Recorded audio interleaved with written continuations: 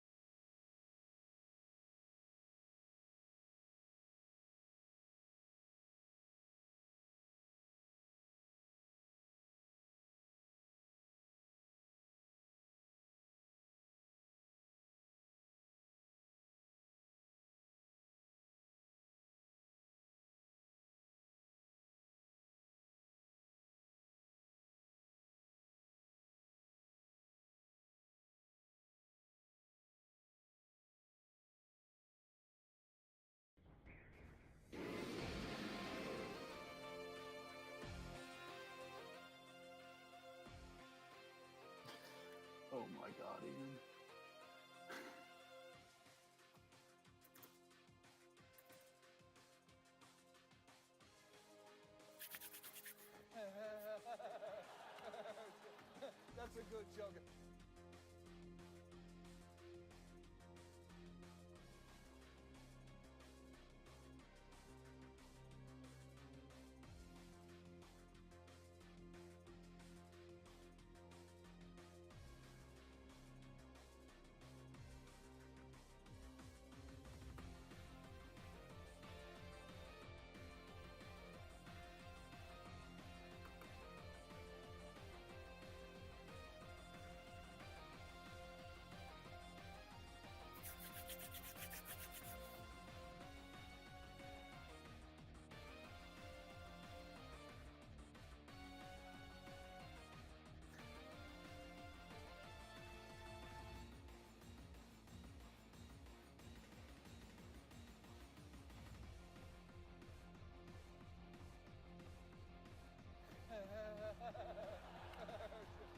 That's a good joke.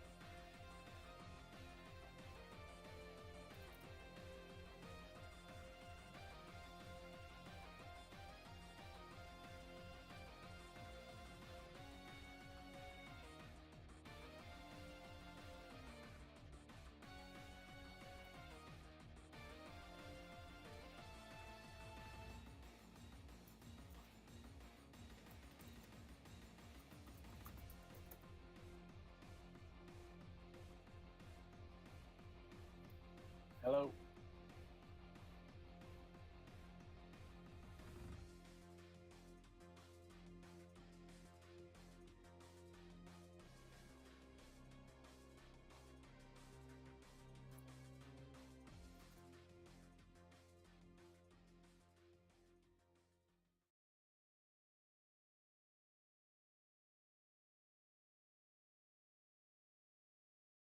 Now, what's up, YouTube? No, actually, we're not on YouTube. Because YouTube is a bunch of scrubs who didn't let us stream on there. So, hey, Twitch. I'm Gumby, and welcome to my channel on for the Terminus Battle Factory live draft. I'm joined by Genghis, who's the commissioner of this league, and also my co-host. Say hello. Hello, everyone. I will not do my YouTube intro because it's long and annoying. If you know it, you can write it in the chat.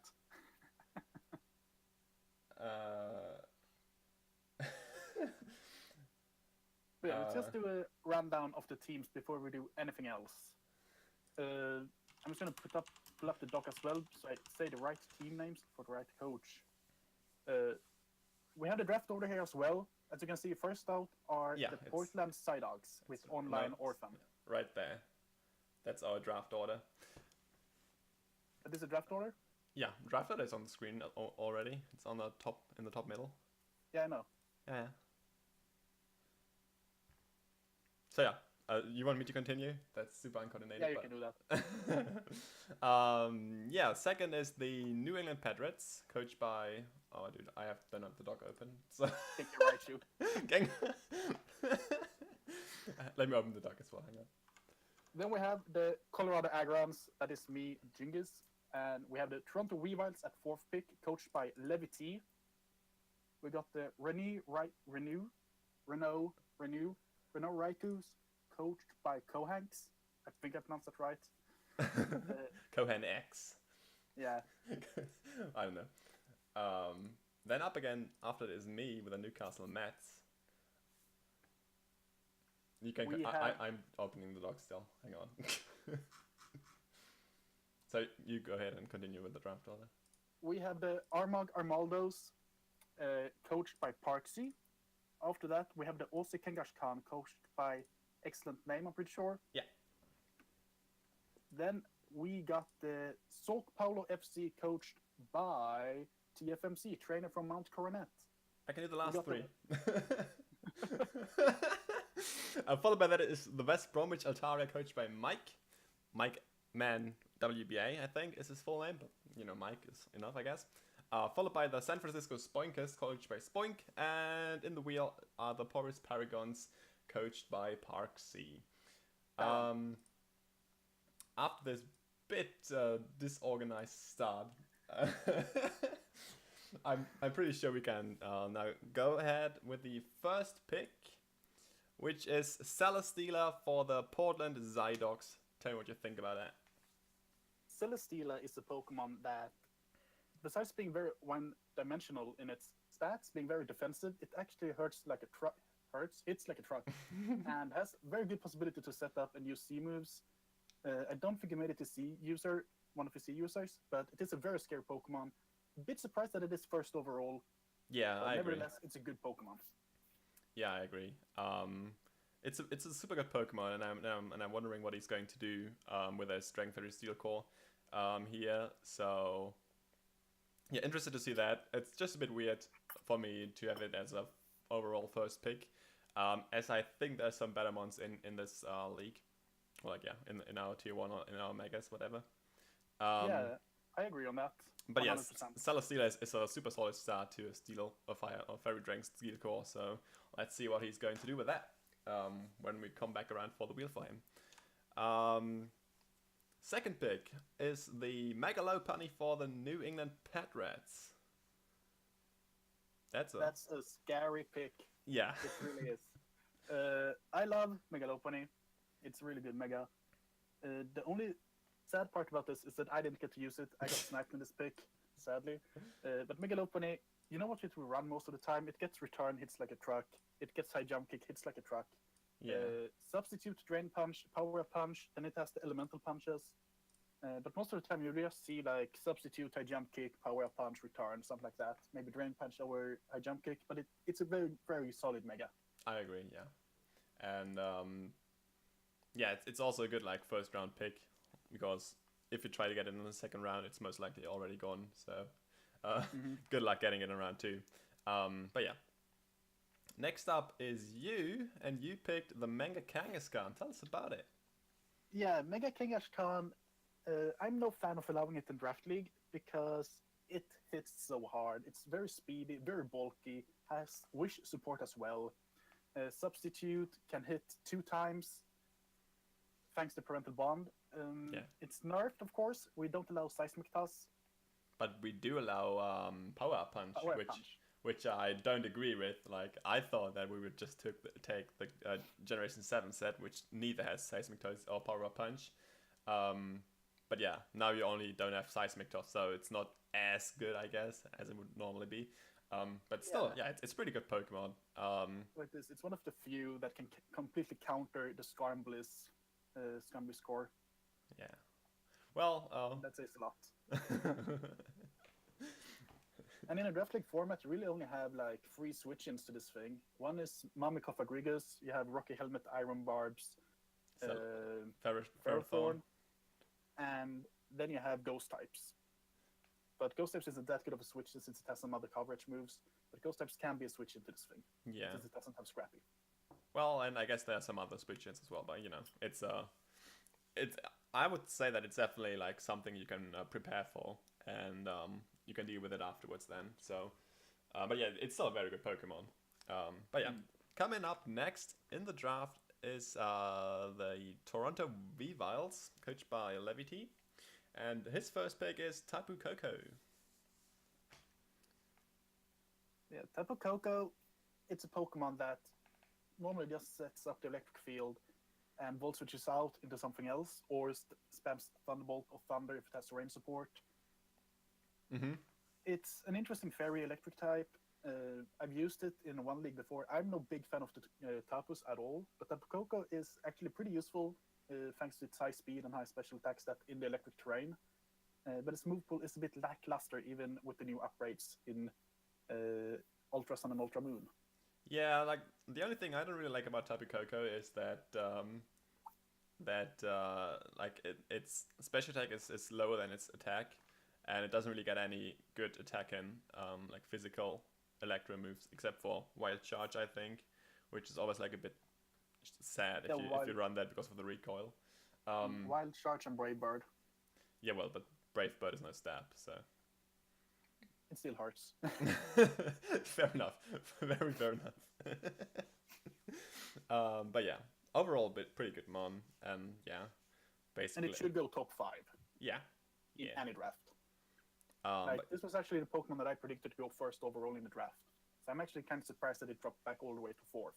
Nah, I thought that the Pokemon I picked in 6th would be picked overall in first, but you know, we're coming to that in a minute. Because first of all, we have the Rini Raikus, pick an Excadrill, and yeah, let's just say one thing with this draft. He decided to randomize all his picks. Yeah, which, well, he randomized. It turned out very well the first round, in my opinion, because Excadrill is a very good Pokemon to have early on, because it's easy to build around no matter what randomizer you get. But it might be too early to actually pick it up. I would have rather have seen him, if he had a randomizer that was a bit more fortunate for him, if he got like one of the Latios, a solid Mega, or something else. That would have been really, really good. But the Excadrill, it's a very good Pokemon. It gives him a Stealth Rocker, a Spinner, and a Fairy Switch in all in one in the first turn. And yeah, like, he let himself randomize 3 Pokemon per tier, and I think his tier 1 choices were Excadrill, Volcarona, and Keldeo. And then between those 3 Pokemon, he was able to choose of one, and he picked Excadrill, which I'm really salty about because I want to pick Excadrill in round 2. I wanted to build a nice sand team. But you know, it would have been kind of cool with my first pick, which is the Mega Latias. And I honestly have no idea how it made it to 6th pick overall. Like, I thought this would be first pick overall in the draft league. In my opinion, it's just so busted. You know, like in OU or like in ladder, I guess that it's not as good because the team of your enemy is like 6 straight up tier 1 mons. But in a league format where you just have like where you get like to play against, I don't know, tier 4, tier 5 mons, it's just so easy to set up with this thing, and then it can just completely destroy your enemy, and it can have fun with it. So I don't know how it made it to number 6, but yeah, I'm super happy with it that I was able to pick it up. So yeah, that's it's one of the better megas in draft league format. Yeah. For me, I haven't used it in draft league, but I've seen others used it, and I'm not that impressed so far by it. But I really hope that you can use it well. It has the potential to be really, really good, and even the potential to be banned in most draft leagues. But it still has to prove that for me. And it's bulkier than the Latios, but it's Mega Latios, but it's still not that prominent. The good thing with the Latias and Latios with the non-Mega is that they can use items. Mega Latias cannot use items, which hinders them a lot, in my opinion. Nah, I don't think so. But you know, I guess it's the best just to show it to you in action, and then destroy you with it. Hopefully not, but I know where you're coming from. Yeah. Next pick are the Amarg Almaldos, and they picked up the monster that is Kyurem Black. And just as Sly says in chat, Mega Latias should have been banned. I agree with them. But yeah, I'm just super happy that I got it in 6th place. Anyway, the Amarg Almaldos picked Kyurem Black as their first pick overall. And I just know that he was super salty that I picked up Megaladias because he wanted that as well. But this is one of the best replacements you can get for Megalatias, because it's just like a truck, and the Scarfed one is really good. You can also get the sub roost set going on, Yeah. and it has a very good move pool. Like it's one of those Pokemons that if it had a good physical ice type move, it would have been banned in all draft leagues. Like nothing would have been able to switch into it. I Since mean, it doesn't have it, it's a bit easier to play around. now with the moves, it actually has one because Yeah, it has. because like the 140 freeze shock or however it's called, I don't know. Mhm. And Z moves on this thing make it a pretty strong Pokemon, like even stronger than it was before. So yeah, definitely definitely a pretty good mon there. Oh, it is, but it's one of those months that sometimes it goes in the first round, and sometimes it doesn't get drafted. Sometimes it's in the late, like Yeah. 10th or 11th round. Yeah. But it's always a good Pokemon and a big threat that should be drafted every single draft in I the agree. first few rounds. I agree. It's like maybe not with the part where it like should be drafted early on, but yeah, it's definitely a pretty solid one there. Mhm. Anyways, next up are the Aussie Kangaskhan's, coached by Ian, and his first pick is Zero Aura, I think it's called. Yeah, Zero Aura. Never mind. Zero Aura. Whatever. Zero Aura. I have no clue how to pronounce this really. Stupid new Electro Pokemon. Yeah. He wanted to have the Tapu Koko. He got sniped from it, of course. Yeah. Of course. But I mean, Tapu Koko would have gone before his pick. And this is a very interesting backup plan. It has good priority moves. It has very good speed. I think it's like 143 speed, base 143 speed. And it has like base 112 physical and special attack. Not that bulky, but it hits like a truck. Yeah, although like 112 and 102, which is a special attack by the way, it isn't that high anymore, with all the new Ultra Beasts and whatever coming out. Like 102 or 112 or 112 is not that high anymore, but yeah, I've never seen it in use, and I'm sure that he'll use it super good and like make people cry. Yeah, it has a good move pool, so it has everything going for it. Yeah. Next up is the SPFC Sork Powder FC, coached by TFMC. Trainer from Mount Coronet. Yeah, and his first pick is Manaphy. This is a pick that I really, really like. Thanks to the addition to terrain moves, to Sea Crystals, it actually is viable to run Rain Dance on this thing. Yeah. And so if you have the Rain Dance and +1 speed, then you don't really need anything else. You might not even need to run Tailor Glow in some matchups because you have the coverage to deal with everything else, and Surfs hits like a truck in rain on Yeah. this thing. Yeah. But still, there obviously also is the Tailglow variant, and I don't think I have to tell anyone of you guys that Manaphy with a Tailglow just destroys lives. And Oh, yeah, it's terrifying. It really is. yeah, so yeah, pretty good Pokemon. Definitely the round 1 pick as well. The only problem is that it sometimes needs support from other team members. So if you don't manage to draft a team around Manaphy, it might be hard to fit it in sometimes. But it's still a very good Pokemon. I mean, I don't think that there's a Pokemon which doesn't need support of his team. Like, I mean, I guess maybe Mega Rayquaza maybe doesn't need that. But yeah, like pretty much every other Pokemon will need that. So I don't think that's like thing to take off of it. Yeah. Next up is the West Bromwich Altaria, and his first pick is Mew. I love Mew. I'm just gonna put it out there. I love Mew. Like, Mew already, like back in the day, like in Gen 5 or Gen 6, Mew always was my first round pick because it's just so versatile. Obviously, duh. And yeah, but it has dropped off to some rounds now. I've seen drafts where it didn't get drafted, and someone picked it up in free agency, which is crazy. Yeah. Like, people actually forget this thing exists now, thanks to all the Ultra Beasts and Tapus and so forth. So I'm surprised it went this early, but it should go in the first 3 rounds in almost every draft. It's just a super good Pokemon in my opinion, and yeah. One thing we have to point out: we are forbidding Mew C in this league. Just to put it out there, but it can run almost everything else. and like I always am kind of sad when it goes first round, because I kind of want to pick it again in like a draft. But the problem with that is that I have just other priorities as a first round pick, you know. And I'm always sad when it gets first round drafted, but you know, it is what it is. Yeah, same here. I really wanted to draft this thing second round, but I kind of knew it wouldn't get to me. Gengar just says that he wanted Mew, yeah. Yeah, I think everyone wanted me, really. I mean, it's a good Pokemon to have on every team. It fits. yeah. I mean, like, I guess it wouldn't have been as good on my team because I already have the Megaladias, but you know. Yeah, but still, if you have a Megaladias, the dual Psychics doesn't really hurt you, in my opinion. No, it doesn't. And like, you can just like draft some Bug or Dark Resists, and then you're fine, all good to go.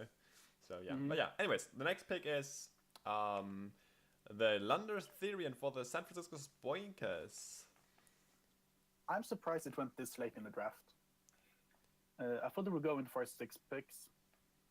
Thanks to Intimidate and its move pool. Like, it's incredible what this thing can do with just Earthquake. Yeah. But to have, like, Knock Off U-Turn, Sword Stance, being able to be Starved, Defog now as well, being able to be Starved, Banded, Assault Vest, or just Rocky Helmet or whatever, yeah. Like, this thing is a monster. This thing basically is like a second Mew. Like, it can do everything what you want it to do. Yeah. Just the only thing is that it doesn't have that good of a typing as Mew. No, It yeah. does have Levitate and immunity to electric type moves, which is good itself. Yeah, but like then the HPI just comes around the corner and you get completely wrecked. So that's always kind of sad then. But you know, it's still obviously a super cool Pokemon. Not quite as cute as Mew, but you know that's not the biggest issue. Anyways, next pick is Garchomp for the Paris Porygons.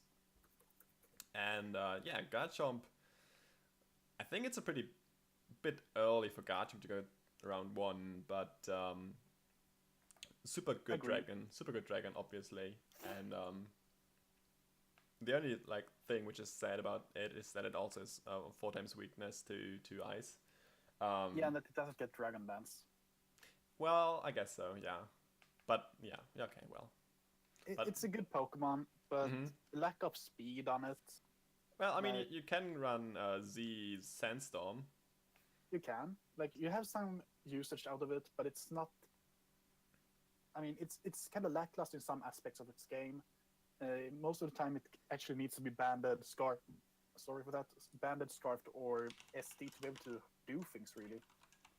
And that bulky of... and it doesn't have that same bulk as it had in Sickfried, thanks to all the fairies running around. Uh-huh. So yeah, it's a good Pokemon. Maybe not the first round pick. It would have been a first round pick in the last generation. Oh, definitely. Not in Generation 7.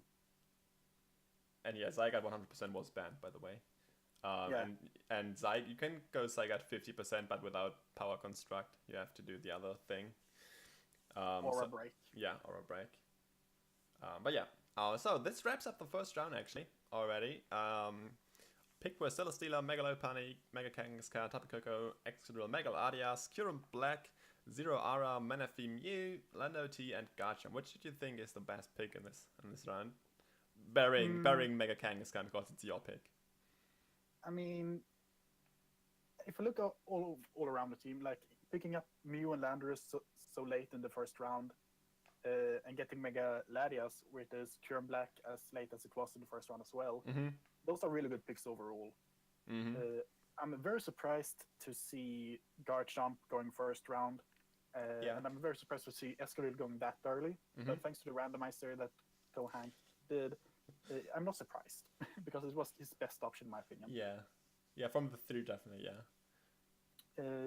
Then of course you can never go wrong with Megalopunny in the second spot.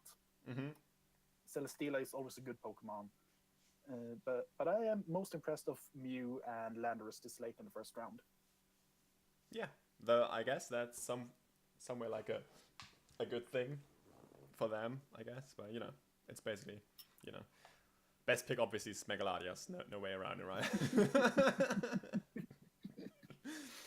Anyways, starting the second round, We have Mega Alakazam for the Paris Polygons, making the first two picks, Mega Alakazam and Garchomp for him. What do you think about Mega Alakazam? I love Mega Alakazam. It's fast, it hits like a truck. The only downside with Mega Alakazam is that it doesn't get Bulk Beam, which means that it most of the time has to run Energy Ball, Psychic, or Psyshock, some form of utility move, and Calm Mind. Mm-hmm. And that will be your set every single week, because otherwise you can't touch things. And that is very, very hindering. It's very, very obnoxious, very hard to build with, actually. Mm-hmm. But it's a very fast Pokemon. It gives you good speed tier. Yeah, definitely. It's like a truck, and it's hard to prep for because you need something very bulky to take care of it. And of course, just the exact same thing as the regular Alakazam, it's very, very frail. Yeah, yeah, like most U-turns are going to kill this thing. And I just think that I don't see it as a round 2 pick, honestly. Like, I think there are still much better Megas. If you could get like Beast Boost, like if you trace the Beast Boost with Mega Alakazam, yeah, I guess that so. would be very scary. But other than that, it's not. It's a bit early for Mega Alakazam, but it's a good Mega. But they are better on the board, in my opinion. Yeah. So the next pick was Terrakion for the San Francisco Spoinkers. As a second pick to the Lander Ethereum, and I have to say I'm not the biggest fan of this pick as well. Like, Terrakion and Lander ST are somewhat doing the same thing to an enemy team, you know, like they are both there to break steel types, and I don't know if I can like agree with that decision to pick him. Like, I think there would be, I mean, Terrakion was tier 2 in this league, which I don't understand why, honestly, but like, I think the reasoning we had with putting Terrakion in tier 2 was that it does the same thing as Landorus Therian and some other tier 1 Pokemon that are better at doing what they should do than Terrakion. And Terrakion doesn't have the same bulk. It's very hard to make this thing bulky without losing offensive power or speed, which is kind of what this Pokemon needs to be able to hit things. I mean, no, I disagree. It's a good Pokemon, but it shouldn't be this early on in the draft either way. Like, it should not be round 2 pick, especially not if you have a Landorus Therian. Yeah, like, I mean, it's a super good like price per value pick, I guess, you know. But yeah, I just don't think that it is so good in his in his 2-team at the moment. I don't know what he's going to draft around it as well, but you know, I just don't think that it's that good of a pick for like his team for now. Anyways. Yeah, agreed. Anyways, next up is Entei for the West Bromwich Altarias, and yeah, his teammate is the Mew so far, and I'm not too sure if I like agree again. I'm sorry, with Entei as a second round pick. I think there would have been better mons. Like, he, for example, could have picked, I don't know, just from the top of my head, Victini as a free agent. Yeah, I'm a bit surprised that they picked Entei when Victini was still there. But Entei hits like a truck. Oh yeah, it does. I mean, yeah. Banded E-speed, you are not surviving that unless you're a bulky Pokemon. Yeah, I mean, sure, but still, like that, in my opinion, at least, it would have been better fire Pokemon to draft. Like, Entei would have been like a round 4 or 5 pick maybe, but round 2 is like, I think it's a bit early. I don't know. If you pick it up in round 5, you have been very lucky. It should go in the first four rounds. Yeah, like maybe 4 or 5. Even in the first three picks. Well, the first 3 rounds. But it has the not the blue flare. What it's called, Sacred Fire, which has 50% chance to burn. And as Akiola pointed out, he would have 2 psychics if he picked Victini. Yeah, so it was just from the top of my head. But they do different things. That's the thing. Like, you can have 2 of the same type, as long as they do different things. Yeah. But yeah, again, it was only from the top of my head. I'm sure there would have been other fire types like. I could have seen Darmanitan work very well on this team. I mean, yeah, or like maybe even Mega Charizard X or whatever, you know. Mega Charizard X would have been perfect here, in my opinion. But you know, it's honestly, like Arcanine better than Entei. I agree with that. In my opinion, Entei is just a discount Arcanine. I agree with you on that. If you want a bulky fire type.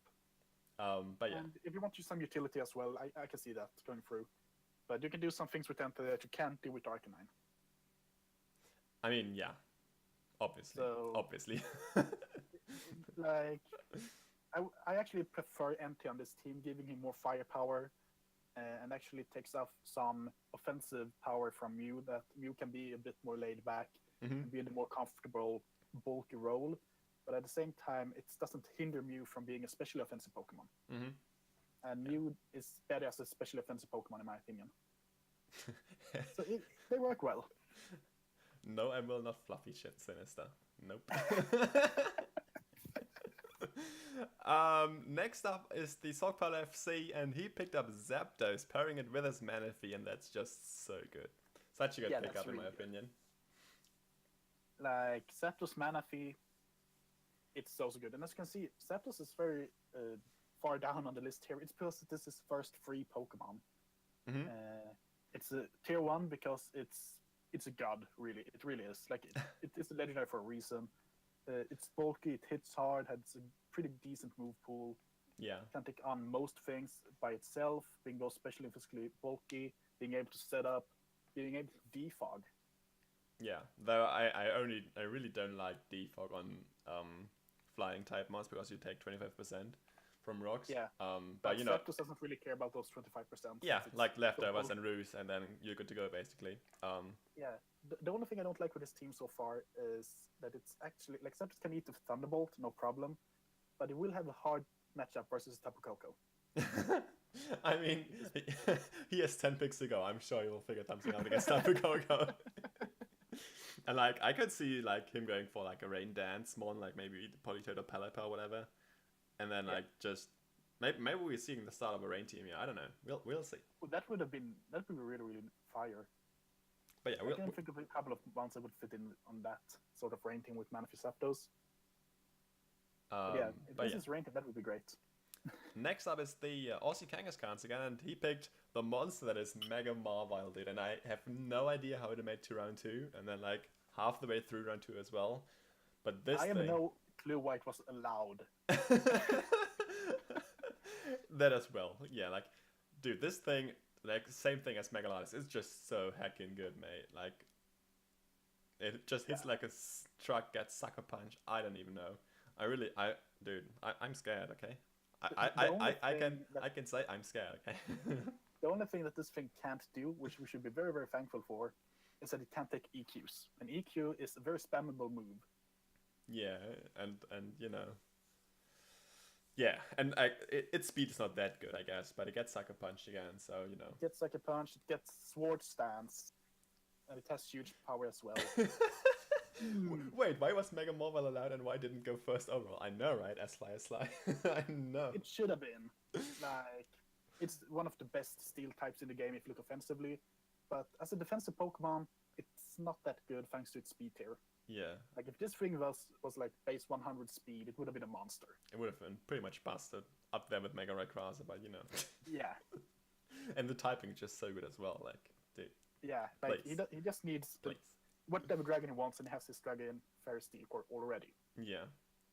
Anyways, coming next are the Yamakamalus again, and they picked Hooper Unbound, dude. Oh my god, this team! He's Here in Black Hoop Unbound. so what you can say already that he won't have any problems finding a wall breaker on his team. And we can say that every team will struggle to find a wall for his team. That as well. You probably have to outspeed those two mons because like they are relatively or rather slow-ish. I mean, they are base 80 speed on Hoop Unbound, I think, and then 95 on Cure Black. Yeah, both very good scarfed. Scarf speeds. Yeah, sure. And both can actually work in a Trick Room team. Mm-hmm. You might not see like over base 18 speed in Trick Room teams, but they actually put in work in a Trick Room, especially if your opponent is not prepared for it. Mm-hmm. Yeah, totally agree. I have no clue how he was able to pick both. I mean, I'm speechless. Hooper U is not trash, Minnesota Muse. It's definitely not trash. But yeah, coming the only next. thing that is trash about that Pokemon is it can't take a U-turn. I mean, yeah, but every Pokemon has a weakness. So, but yeah, thanks for the follow, by the way. next up is me again, and I picked Weavile for partner for my Megaladias, and Weavile. I'm kind of sad because first like before the draft started, before we voted on other tier changes, Weavile was actually tier 2, guys.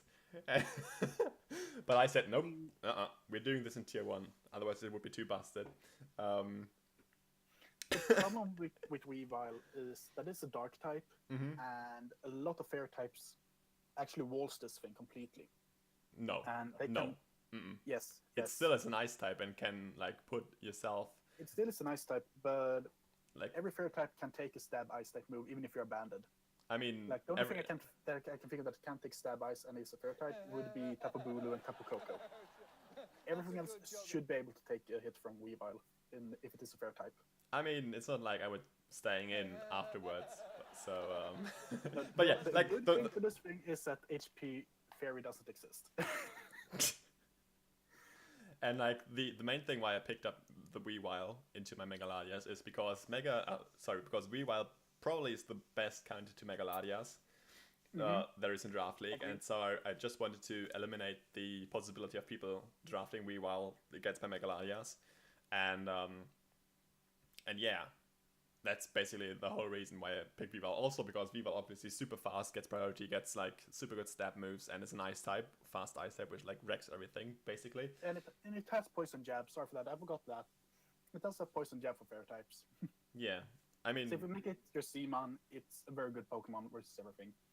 yeah. But it's frail. If it gets rocks up, it can't use Sash. So, yeah. But yeah, coming up next is the randomizer draft, Reno Raikus, and I feel so bad for him. I feel so bad for him. I mean, well, Lemke knows the power that is Mega Audino. The rest of us is just... I have nothing Why to is say. this a Mega? I have nothing to say. Like, nope. I'm just going straight to the next pick. Nope. Yeah, do that. Nope. Please. Well, who would have thought the next pick is the Halucha for the Toronto Weaviles, and yeah, Halucha obviously super good combo with the Tapu Koko Electric Seed, have 3 Unburden, have 3+2 defense, I think, or +1 defense, +1 defense. +1 defense, Yeah. +2 speed with Unburden. Yeah, and But we saw this coming from a mile away. Why Yeah. didn't anyone pick up Halucha for him? I mean, Because Tapu Bulu is still there, Tapu Fini is still there. I just think that it's like people don't want to ruin their own draft plans just to mess up with the draft plan of another coach. Yeah, but But- you kind of have to when a coach like Levity gets Tapu Koko and has the potential to get Halucha. I mean, no, you don't have to.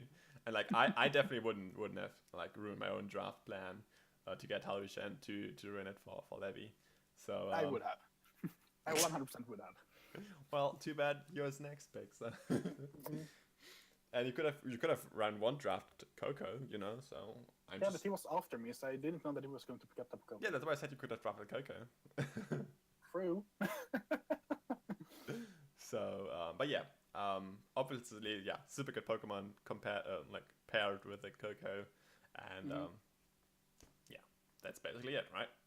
Next up is you again, and your second round pick is Togekiss. Tell us about your Togekiss. Well, I got sniped on Mew, and since I had Mega Kangaskhan, and the only real thing that actually fucks up Mega Kangaskhan is speedy fighting types. And the best way to stop fighting types would be a Mew. Uh-huh. But then we had Togekiss as a perfect backup in case Mew got sniped from me, and it did. So I got Togekiss as my backup. It's a fantastic Pokemon to release. It's bulky, defogger. It's a fairy type as well, which is very, very good. Mm-hmm. But it maybe shouldn't have gone in the second round. I could maybe have waited the round or 2 on it. Yeah, I agree. But at the same time, I'm pretty late in the Yeah. even numbered round, so I kind of had to pick it up this or the next round. Mega Audino Wars Coco Lucha any day of the week. Yeah, I'm sure, Kohan. I'm sure. I'm sure. But yeah, Togekiss, it just fits well with Mega Kangaskhan synergy-wise. I really despise this Pokemon just because I hate Serene Grace. And, Yeah, Serene Grace. Oh my god, I am in love with Serene Grace. and if you use Scarf Terrorkiss with Serene Grace against me, I will kill you. Just saying. I'm okay with that. Okay. Whatever I can get a win for. Well, like I don't think that a win matters that much if you're dead, but just Not just for me, saying. but for my team. Okay. Let's just go to the next pick, which is Tapu Fini for the New England Pet Rats. And there it is. There is the bulky water fairy that is Tapu Fini. Also kind of surprised that it went that late, I guess. I always see I'm it not like... surprised. Huh? You're not surprised that it went so late? No. Okay. It's pretty early, in my opinion, for Tapu Fini. Oh, well, I Because disagree. it doesn't get recovery. I mean... If it did get recovery, some form of recovery, it would have been in the first round, every single draft. Now it should be like rounds 5, 6. What? But it's a good water fairy type. No way, it's around It's 5, easy 6, as dude. well. No fucking way. But No way. nah. I super disagree here. And I completely agree with Levity. Unman, Untapu. 100%. But I was going to say, I will be very harsh versus the Tapus because I despise them. I really do. I despise the Tapus and I despise the Ultra Beasts. 100%. Fair enough, I guess. But yeah, like... You only need like a wish passer for it, and then it's just super good. So I really like... And I got to say, Tapu Fini is one of the best switch-ins to Megalopony. So that's a very good reason to pick it up second round. Yeah, I guess. Yeah, that's fair. That's super fair. And yeah, last pick for round 2 is the Megaladios for the Portland Zydox.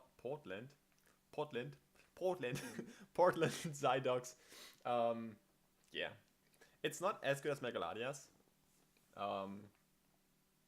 It's not as good as the Megaladias, but it's still a super good Pokemon.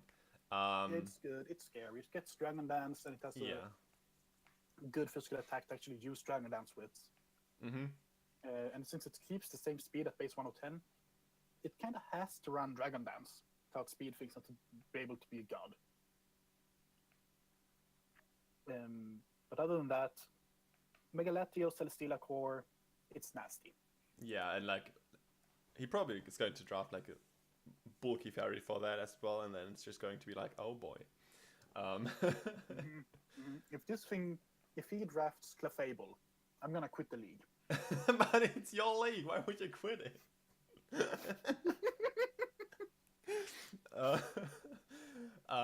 But yeah, putting the recap of this round, we had Mega Alakazam, Terrakion, Entei, Zapdos, Mega Morvile, Hooper Unbound, Weavile, then nothing, and Halucha, Togekiss, Tapu Fini, and Megaladios.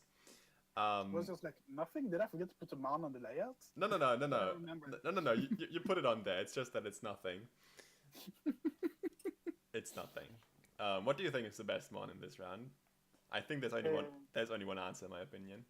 There are 3 Pokemon, in my opinion, that are good in this round. Well, 4. It's maybe a stretch with 4. I'm asking for the best, though. The best pick is the Hoop Unbound, in my opinion. No, I disagree. I would say Hoop Unbound Pure and Black is a fantastic combo. If you look at the special individual Pokemon, it has to be Mega Mobile. It's insane that it went this late, really. In my opinion, the best Pokemon in this round definitely is the Mega Morvile, and I will not allow any discussion about this. Looking at Synergy, I actually like Hoopa more, and I like Koko a bit more, but as a solid Pokemon, Morvile destroys everything in this round. Anyways, picking up the third round, the Portland Zydogs are picking up... Oh, good. This is nearly as bad as Clefable. It's Sylveon. Would you please look at that Dragon Fairy Steel Core, dude? Would you please? That's nasty. Would you please look at it? Well, That's actually, maybe don't look at it because it will make you cry. I would rather watch the Human Centipede than play versus this team. Ew! But this is a great Fairy Dragon Steel Core.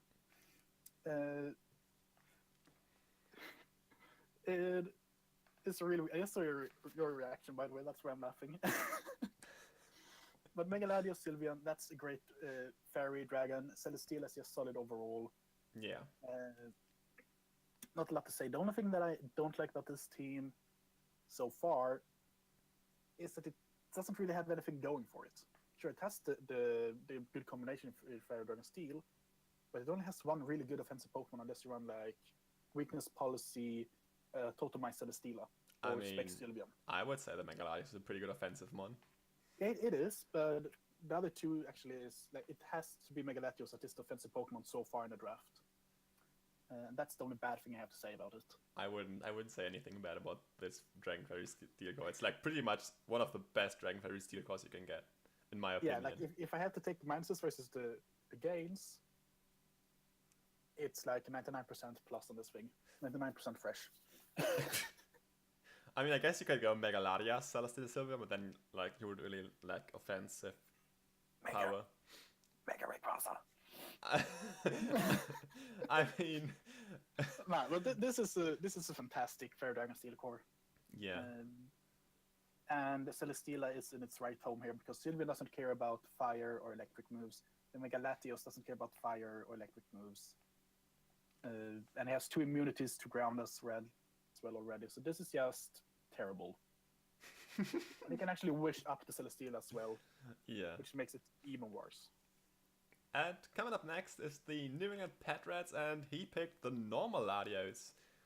And that's a solid dragon, obviously. I prefer the normal Latios and Latios. Well, I mean, because you can use items and you have a lot more viability with moves. Yeah, I actually agree on the Latios thing, that Latios is better than Megaladios, but I don't agree on the Latios thing, because like Latios really benefits from like choice scarf / choice specs, I would say, and like like even other things, like maybe some berry to reduce super effective ice types or whatever. And but let's just talk speed tiers on this team. Megalopony at base 136, 145 speed. Yeah, somewhere around there. Latios at base 110. 110, and then Tapu Fini at base 80, I think it is. Yeah. That's a pretty good speed tiers to have. And Latios hits like a truck. It's a fantastic C user. Megalopony together with Latios, it allows Latios to only be special as well. Mm-hmm. And you have like you have a way to win games without actually having to play well, thanks to Megalopony, Latios, Tapu Fini.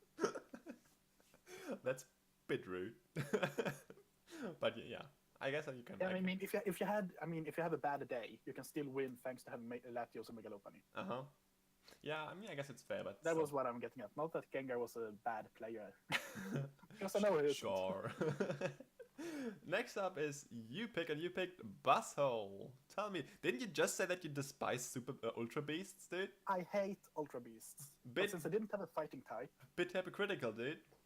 No, the reason going into this was I wanted a fighting type, and since someone drafted Megalopony before I could, I had to get a fighting type, and I needed a bug type as well. Because there was a lot of bug weakness going around this island in the draft. A lot of psychic types, a lot of dark types. Yeah. And if you combine like bug fighting, you only get Buzzwole and Heracross, I think. I don't think you have anything else. Mm-hmm. And then I 100% want to go with Buzzwole, because if you get the Beast Boost in this thing, it's game over. I mean, you just have an HP flying on your other team, and you outspeed it because it's like decently slow. So yeah, but how much is HP Flying going to do to Mega Kangaskhan and Togekiss? I mean, yeah, but still. And you also have Assault Vest Buzzwole, and Buzzwole has like base 130 defense. But the thing is that you don't see the HP Flying coming. That's what I meant. And it's, it's just like, it was like a bit shit kind of argument to your Beast Boosted. Yeah, but, it is. It is. But I mean, Buzzwole, it is a Buzzwole. We know what it does, and it's terrifying to face. It really is. And if you just look at my team, it might not look at it, but it's extremely bulky. Yeah. Like I'm base 100 across the board with all defensive and HP so far. I dislike if you add that. Assault Vest on Buzzwole. So I might not have the speed tiers, and I might not really have the good longevity in my defensive Pokemons, but I have bulk across the board. I can take hits everywhere. Mm-hmm. And between Togekiss and Buzzwole, Megalopony ain't doing shit versus me. And Well, even luckily Hoopa there are will the have a hard time Pokemons. versus me. Huh? Even Hoopa, Cure, and Black will have a hard time versus me if I play correctly with Togekiss possible. If. Yeah, that's a big if. But yeah, up next. I despise Ultra Beast, but I had to pick it up, which sucks. Up But it's what next. it is. Sorry. Up next is the Mega Pinsir for the Toronto Weavils. And yeah. I think Interesting. Interesting is a good word for it. Like, I haven't seen Mega Pinsir in quite some time, actually, in a draft league. But it's definitely a scary Pokemon to face. You know, like, it's 110, I think, after Mega as well. Yeah, I think so. Somewhere around there. And, you know, just with with its ability. Aerial 8, that Yeah. is cool. Yeah. It just, hits... It has Quick Attack, which is good for it. Yeah, return it's as like a well. truck. U-turn. It is like a truck. The only really bad thing about it is that it takes 50% from rocks after. Yeah, and it's pretty rock weak. It doesn't have a lot of bulk that can Mhm. and some ways to get like he has Defog Tapu Koko. And I think Halucha might get Defog. Pinsir might get Defog. Like he has I know that Tapu Koko gets Defog, those two I'm a bit iffy about. But his team is fast, it's hard hitting. The only problem is that he doesn't really have a way to get rid of rocks, and rocks destroys his team at the moment. Yeah, for now. So Still it's a 9 long way picks to go, but rocks looks very problematic for him. For now, yeah. That's very true. Coming up next is the Jirachi for the Rene Raikus. Welp. That's a bit unfortunate for him, I would say, what randomizer did for him. It is, and it's unfortunate for me as well, because I really wanted to pick up Jirachi. But yeah, it is what it is. I wanted to have the double Serene Race on my team. Yeah, I figured, and I hate you for it. But having Escodillo Jirachi isn't that bad in my opinion, because that allows Jirachi to actually be bulky on this team. Uh-huh. And a bulky Jirachi is really, really good. Mm-hmm. Everyone says that offensive Jirachi is the best thing, but if you run a defensive sub-toxic with Iron Head or Heart Stamp with leftovers, what are your opponents going to do versus your Jirachi? Like, almost nothing you go for will do more than 25% to it. Yeah. But So it's that's still a good possibility for his team. definitely unfortunate, though, that he had to pick up the Jirachi there. I mean, I guess you could choose between 3 months. I don't know what his other ones were, so, but you know, it's Don't remember that as well. I don't think he's still on the dock. but yeah. Next Well, up, his other picks was Heatran and Tapu Bulu, so Jirachi is the better pick there. I would have gone with Bulu probably, but oh well. Oh well.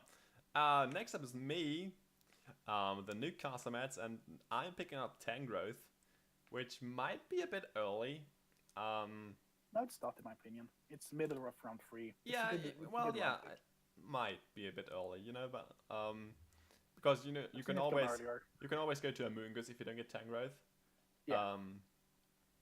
But yeah, I picked up Tangrowth basically because my Sand team plan fell apart in round 1 already, and I was like, well, you know, if I can't go with my Sand team, I go with Stall, because playing Stall is pretty easy basically, and yeah, I just want to be hard to pull off versus some opponents. I mean, yeah, sometimes it is, but you know, it's like a relatively easy play style, I guess, and yeah, and Tangrowth is very, very hard to deal with if you are not prepared for it. And if you are prepared for AV Tangrowth and you go fully physically defensive with Rocky Helmet on something, yeah, like that's a completely different game, and you have to play on a much higher skill because your prep will be way off than it should have been, since you prepped for the wrong thing, really. Because Assault Vest Tangrowth and Rocky Helmet Tangrowth are 2 completely different Pokemons. Yep. But yeah, Tangrowth was my next pick. Getting that. And it makes you take a knockoffer. Yeah. Getting that regenerator core start in. Let's see what I was able to pick up next for that. I guess you can kind of see where I'm going with this. So, you know. Yeah, it's disgusting. I mean, just having Megaladius, Tangrowth, and then another potential regenerator core user. It's going to be fun to break through that, guys. Yeah. Next up is the Ribombi for the Amag Amaldos, and that's early. Yeah, that's definitely early. I agree. It's way too early in my opinion. But you know, at least it gives him what you gonna call it, a sticky web user for his Yeah, Kyurem Black and Hoopa Unbound. that's so scary. I mean, it is a bit scary, I guess, but you can prepare for that relatively easy, I would say. And like the Ribombi will have to waste one slot on his team to get the sticky webs up. So I don't even Yeah, like. it's not that good of a Pokemon outside of stick webs in my opinion. Yeah, like I think they're better sticky webs users, and like maybe even like in, I don't know, tier 5 or whatever. If you go for, I don't know, Cricketune or Liveni or whatever, even though those Yeah. Pokemon are even worse than Ribombi, obviously. I mean, Yeah, but it's they're decent. good at picking up webs and so. Yeah, and I mean it's decently fast, the Ribombi, and like it can hit. It gets Quiver Dance, if I remember correctly. Yeah, it does. And then you know, it can hit pretty hard with Moon Blasts or whatever. So I mean, it's not, I guess, a bad Pokemon, but it's just like, Why this early? Like Yeah. you could have waited another 3 rounds. yeah. Uh, So yeah, but whatever floats your boat, it, like, exactly. it makes Kyurem Black and Hoop Unbound so much more scarier. If he gets just the because webs of up, that is. Yeah, if it gets up to webs. But if he preps with webs every single week, it would be very easy for us to predict. Exactly. And it will also be very hard for him to do anything because Hoop and Kyurem Black would be too slow to actually do things in the game. Exactly. But it's a good tactic, I guess. It's just like pretty easy to look through. But yeah. Next pick is in. It's Hydreigon, which weirdly is in tier 2 in this league. Same with the Terrakion. But yeah, Hydreigon picked up by the Orthic Kangaskhan's in round 3 as a tier 2 pick. And yeah, it's a super good wall breaker. And It is. the only thing which it has not going forward is that it's 4 times weakness to Fairy. But then again, he has a Mega Mawile. He doesn't care about Fairy's attacking Doesn't care him. about fairies. It gives him an immunity to ground, which his team had a bit of struggle with. But his team is still like, it's had a bit of a fighting weakness now with Hydreigon. Even if Mawile is neutral to it, it will do a ton to Mawile because it's not that bulky. Sorora doesn't want to take a hit at all. So yeah, he negates the ground weakness, but he gives himself a fighting weakness. I mean, yeah. I guess it's The not. only problem with Hydreigon is that it's like the big problem with Hydreigon is that it is only base 98 speed. If this one was 100 speed, it would be so much better and it would guaranteed be a tier 1 because the speed is better. But now things like Garchomp, Victini, Manaphy, things that actually can hit it for super effective damage and deal a good amount of damage to it will be faster. But yeah, still, like it's still super good. I don't think it belongs in tier 2, honestly, but you know, it's whatever. Yeah. It's whatever, basically. Next up is the Sork Palafs in... Damn, that's super late. I completely forgot about it, but that's super late. Like, at the end of round 3 at Charizard X? Jeez. Lucky you. That was insane. Having Mega Charizard X, Manaphy, and Zapdos. I mean, yeah, I guess it doesn't synergize too well with like his team for now, I guess. Like, I would have rather wanted him to go to a Rain team with this. Like, I think they would have been better. If I'm going to be completely honest, I love Mega Charizard on this team. Because if you have C Manaphy, you can do whatever you want for 5 turns with Manaphy, and your opponent won't be able to do anything. And then you send in Mega Charizard X, and if you try to Earthquake his Mega Charizard X, Manaphy doesn't really care about Earthquakes if it is bulky. Zapdos doesn't, even more so. And Zapdos is immune to it. So, and the other things that is a bit of a problem right now is rock types. A good rock type destroys his team. Yeah, but again, 8 months still left, so 9 actually. Yeah, it's early on, but it's still the weaknesses that you have to think about right now. I mean, yeah, that's true. That's true. But it's good Pokemon. Like Mega Charizard X should not have gone this late in the game. In the draft. I agree. Next up for the West Bromwich Altaria is Silvally, which is allowed to use every form, if I remember correctly. Yeah, every form. And but still, I think it's a bit early in round 3 as well with the Silvally. I don't think it's that good.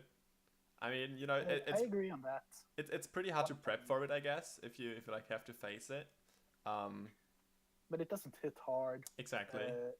It's only base 95 across the board. doesn't really get items as well because it has to run its memory thing. Yeah, so it's not that good of a Pokemon. The only thing that it has going for it is Parting exactly that it shot. can be every single type, And and basically, it can be, and it can use parting shots. yeah, that's what I said. And if you Yeah. want to have the normal Sylvalian run C Sylvali with the parting shot, that would be really good for his team. Mm-hmm. So if he plans using this as his normal, it can actually be a C user. Because I'm pretty sure that it doesn't have to run a disk for it. But I might be wrong on that. But So yeah, don't quote me. my opinion again, a bit early, but Yes. and not the best Pokemon. You know, it's like it could be everything for his team. So we don't really know what he's going forward with it. So, but yeah, weird pick in my opinion. Anyways, moving on to the San Francisco Spoinkers. They picked up the Bulu, the Tapu Bulu, joining in with their Landorus and Terrakion. I don't know, dude. That doesn't feel right because like grassy terrain is not a thing I would want to have with Landorus T and Terrakion. I don't know. That doesn't feel right to me. I mean, Bulu is a good Pokemon, don't get me wrong, but I don't think it pairs good with his current team. I think it does actually, because Landorus and Terrakion doesn't care about poison type. I mean, if Terrakion can be offensive and use grassy terrain instead of leftovers, that's good. well, yeah, I mean, I guess Terrakion isn't the worst thing in grass terrain, but Landorus definitely is. Like, it doesn't benefit from it, and then the It doesn't really earthquakes. benefit from it, but it's the worst type to have in draft league format, in my opinion, thanks to the four-time weakness to poison. Yeah. I mean, you can just get a steel type, I guess, but yeah. I don't think Steel fits his team. I mean, as of right now, it needs to find a very niche Steel type. Like if an Empoleon could be very good on his team, mhm. but that's about it. Like that's the type of Steel type that he needs to find, Ferrothorn or something like that. We'll see.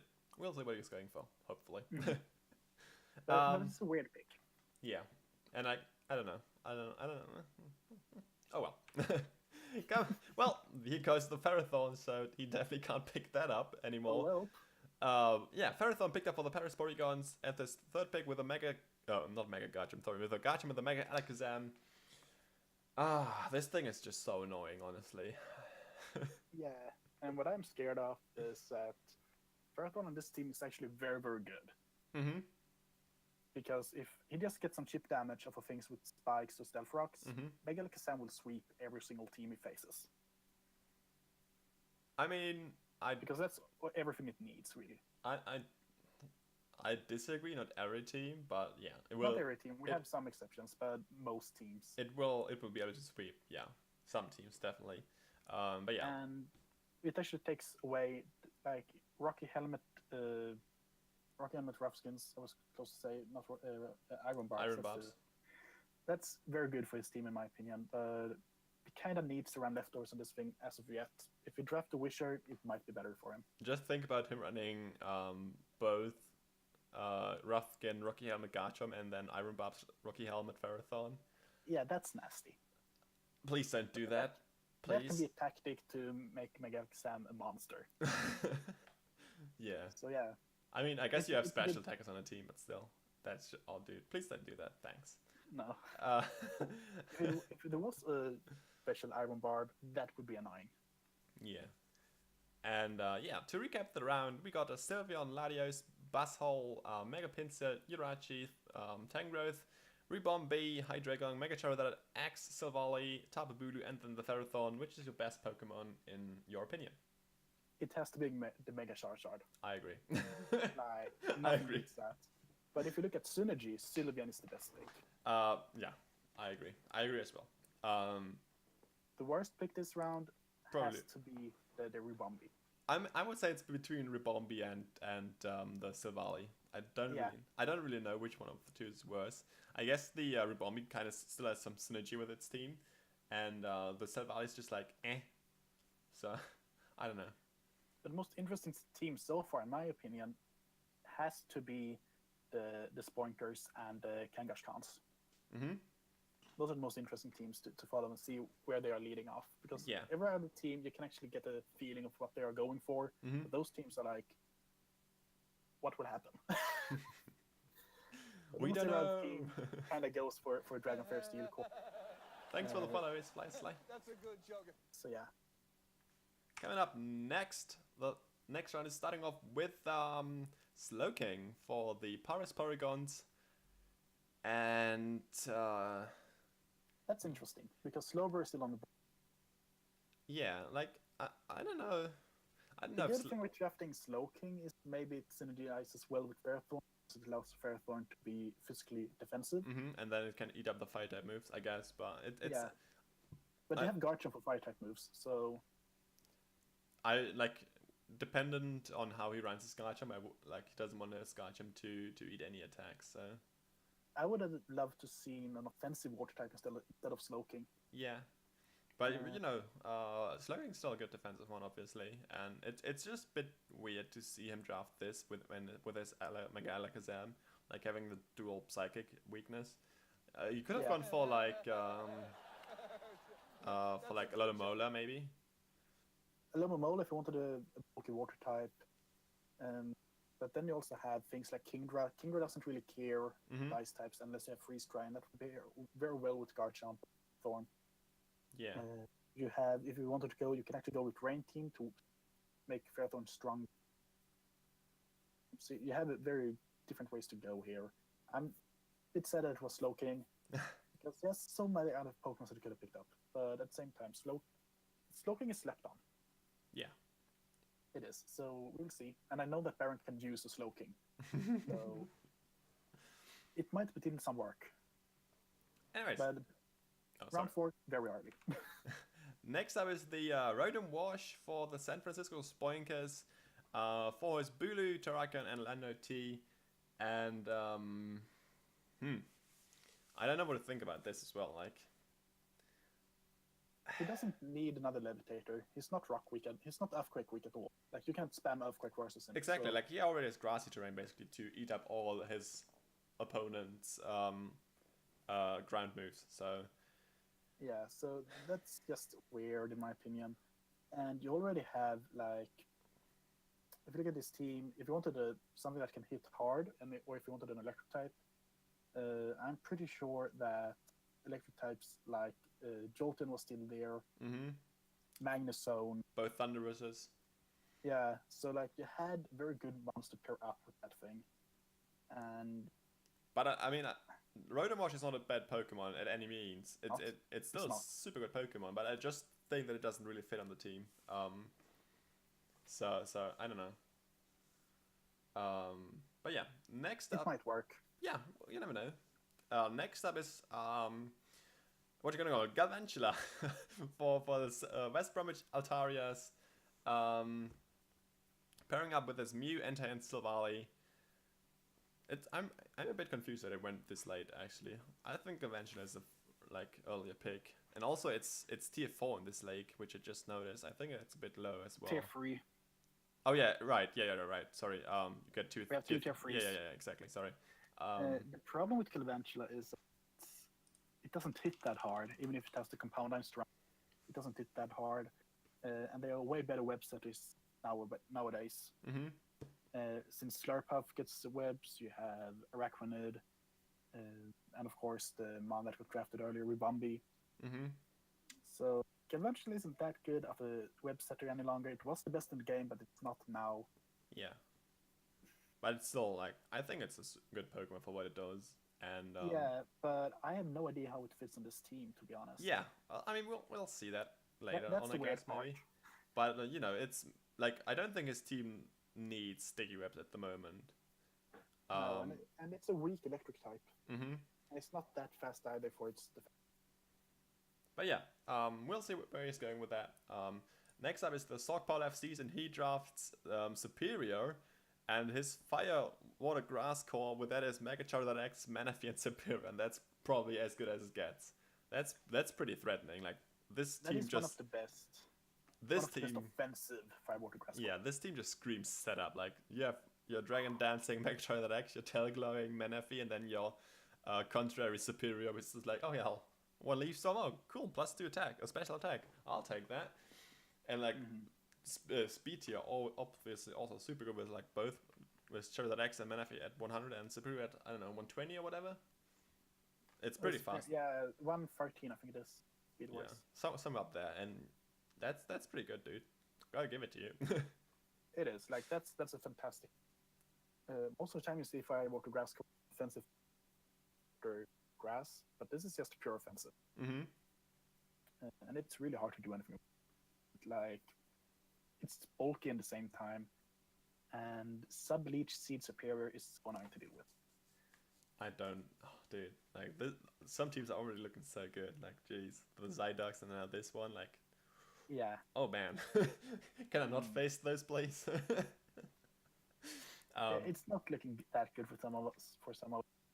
This is a solid draft. But yeah, up next is the Nidoqueen for the Aussie Kangaskhan's. Well, I don't know about Nidoqueen in this draft at the moment, at least, because like this adds a third ground weakness to his team, with the Mega Mole and Zeraora, and now Nidoqueen, the third ground weakness. I mean, it doesn't have an electric weakness at all. I mean, you already had Zeraora to read those up though. Like the only thing Nidoking is good for in this team are things that Wild and Dragon take care of already. But it does give him Stealth Rocks, and it does give him a very good Sheer Force abuser that can spam Earth Power, and like this thing takes care of Hulu. Since Earth Power is not negated, thanks to that stupid grassy terrain, and it hits hard. Life of Nidoqueen is very, very scary. It's also pretty bulky. So yeah. I don't agree on picking it on this team, but I can see some synergy with the Hydreigon. That's about it. Yeah, but you know, you probably draft some more to get rid of those pesky ground tear moves. But yeah, for now he's super ground weak. But yeah, next up is the Arma Kamalas drafting Skarmory for the Kirin Black Ribombi and Hooper Unbound. And oh man, he relies so much on reps if he goes to this route and just drafts slow Pokemon, dude. I don't know. Like this is the third slow Pokemon on his team, and ooh, damn. I don't know. Skarmory is a good one though. Like, don't get me wrong, you know. It is, and it pairs well with both Kirin Black and Hoopa Unbound and Ribombi. Right. But only having Defog as of right now with webs, that's not good. Yeah, he kind of wants to have put that out. I would have preferred to get a Rapid Spinner before I picked up a Defogger. Yeah. Because Defoggers there are plenty of, not Rapid Spinners. I mean, you still also needed a Steel type, I guess, so it's fine. Yeah, I needed a Steel type and I needed a Flying type, but they're better Flying types, and on this team, Skarmory fits for the defensive role. Yeah. But I could have picked a better Flying type. I mean, I guess you don't really pick Skarmory for the Flying type either way, because it only gets like Air Slash maybe. Does it get Brave Bird? I don't think so. Yeah, it does get Brave Bird. Oh, well, okay, fair enough, I guess. But you hardly see it. That's especially why I thought not in laddering. Yeah. Anyways, up next is me again. and my round 4 pick was Toxapex. Guess you didn't see that one coming. Adding the second Regeneratormon to my team. Just bit more stall, bit more, you know, of everything. Yeah, just have fun with it to deal against it. To be honest, Toxapex was not my mind when you drafted Tangrowth. I was 100% sure that you would have gone with Alomomola. I wanted to initially, but I decided against it. Because even though Alomomola is also a super good Regenerator Coromon, I kind of liked, and like it also gets Wish Pass or whatever, and Healing Wish or what. But I decided to go for Toxapex just because it gives me a bit more utility than Alomomola. And like I don't care about the ground weakness because I have already Tangrowth and Megaladias. Yeah. So, I mean, it fits well on this team. Yeah, definitely. But I'm no fan of Toxapex at all. It's cool, but I'm no fan of it. Yeah, I hate playing against it, so I'm not a fan of it either. Or like as well, but you know that's not a problem this time because I drafted it, you know. So yeah, so you don't have to worry about that. While we others have to, which is a bit problematic. And yeah, up next is the Necrozma for the Arena Raikus. Picking it up from tier 1, I think. Yeah, we put it in tier 1. Yeah, I think it was tier 1. Yeah, I think we put it in tier 1. Yeah, it was. And Necrozma is. Some say it's pretty bad, but I think that it's always getting slapped on by people. Like it's so good. Like if you don't have like if Kohan finds a Pokemon which you can't set up on with this thing, it's just going to sweep you. Like I'm saying it right now, it's probably going to get one sweep in this league. Yeah, like Necrozma is that Pokemon that will always get the sweep in every league it is in, and it will be in the game where you think it will do the least amount of damage. But the problem with Necrozma is that everyone sleeps on it, but at the same time everyone preps for it. So you're a bit in the middle around it. Having your second psychic type between Jirachi and Necrozma may not be that big of a problem since you have Prism Armor. And it's randomized, so it's not like he can do anything against that, basically. Yeah, but this actually allows Jirachi to be offensive. But then you have 2 offensive steel types, so it's an interesting pick. Yeah, I agree. Next up is the Starmie for the Toronto Rewilds. Interesting. Why? I mean, basically, what this brings him is a Rapid Spinner, which he desperately needed. And it gives him another fast Pokemon. That as well. And like it's super hard hitting if he's going for the offensive route and not for the defensive one, which I think he will rather do though, because he really doesn't need any more offensive power on his team. So this Starmie most likely is just going to be utility like. The only interesting thing with this is that he actually decides to draft Starmie as his water type when he has electric terrain type of Koko. What would have you wanted to go for? I would have gone for. Well, I don't know if there is another water type that gets defog or. No, I don't think so. So that can resist electric. Now that I think about it, but yeah, I'm a bit surprised because you're kind of forced to bring Starmie every single time because Alucha Token pins are pretty weak to rocks. Yeah. And those will be your main 3 offensive Pokemons every single week. So having Starmie on this team, it can take a Thunderbolt, but it might not be able to take a Thunderbolt in electric terrain. So you'll most likely see Rakan Bears every single week to be able to take. Nah, he can just go for like Assault Vest or whatever. Like, I don't think it's too bad that he had that, and like he still can draft like whatever ground type on, and then it's super easy to predict that he's going for the T-Ball or whatever, or Volt Switch or you know. So I really like Starmie on his team, honestly. It might have been a bit early to pick it up. But next at the same time. Yeah, you can go on. Next up is I know that I talk a lot. Sorry for that. Next up is the Victini for you. Tell us about the little victory star. Well, the reason I picked Victini was because I fucked up big time when I prepped. When I did my original draft plan, I only had 11 Pokemons on my team. And I didn't have a tier 1. I forgot to put tier 1 on my draft plan. Buzzhole is a tier 1, isn't it? No, it's tier 2. Togekiss is tier 2. Buzzhole, I said. Buzzhole is tier 2. Why do we put Buzzhole in fucking... Oh, dude. This league already, man. So, yeah, Victini is my tier 1. And I really, really wanted to pick up Delphox in this league. But I decided to drop that and pick up another Fire Psychic in Victini. And just pick up something else. And I'm really glad that I picked Victini. Because it can be bulky. It can be Trick Room, even if you don't see it that often. Assault Vest, Banded, Scarf. You can do so many things, and it's a really good CUC as well for that route. Yeah. And I think it pairs well together with Togekiss as well. Yeah. So yeah. Good Pokemon. And it's a very good round 4 pick. Yeah, I was about to say, like, I'm a bit weirded out that it only got drafted in round 4, but I got really lucky that it was still there. I can imagine. Next up for the New England Pet Rats is the Scizor. And, oh, dude, like, what's up with people drafting super good Dragon Fairy Steel Cores? Like, here's Latios, Scizor, Tapu Fini. What's up with this, dude? Like, it's not as good as the Zydox core, though, but, like, oh, damn, dude. It's still very, very good. Like, the only thing that would have made this core better was it was a Mega Scizor. But they can't draft that since there's Mega Lopunny. Exactly. But regular Scizor is still extremely good. I agree. Extremely, extremely good. And you don't even have to worry about the fire weaknesses. You have Tapu Fini that eats Mhm. those hits for days. Mhm. So you get a good U-turner, you get a good sweeper, you get a good priority in bullet punch, you get a very, very good U-turner, and you get a good bulk Pokemon, and it gives you defog Mhm. as well. Which he doesn't really Seems need like on a- his team for now, though. So, but yeah. Yeah, and knockoff, which is really good. Yep. And Tapu Fini gets knockoff as well, so he has 2 knockers. Tapu Fini gets knockoff. What? Yeah. Doesn't even have arms, dude. Don't ask.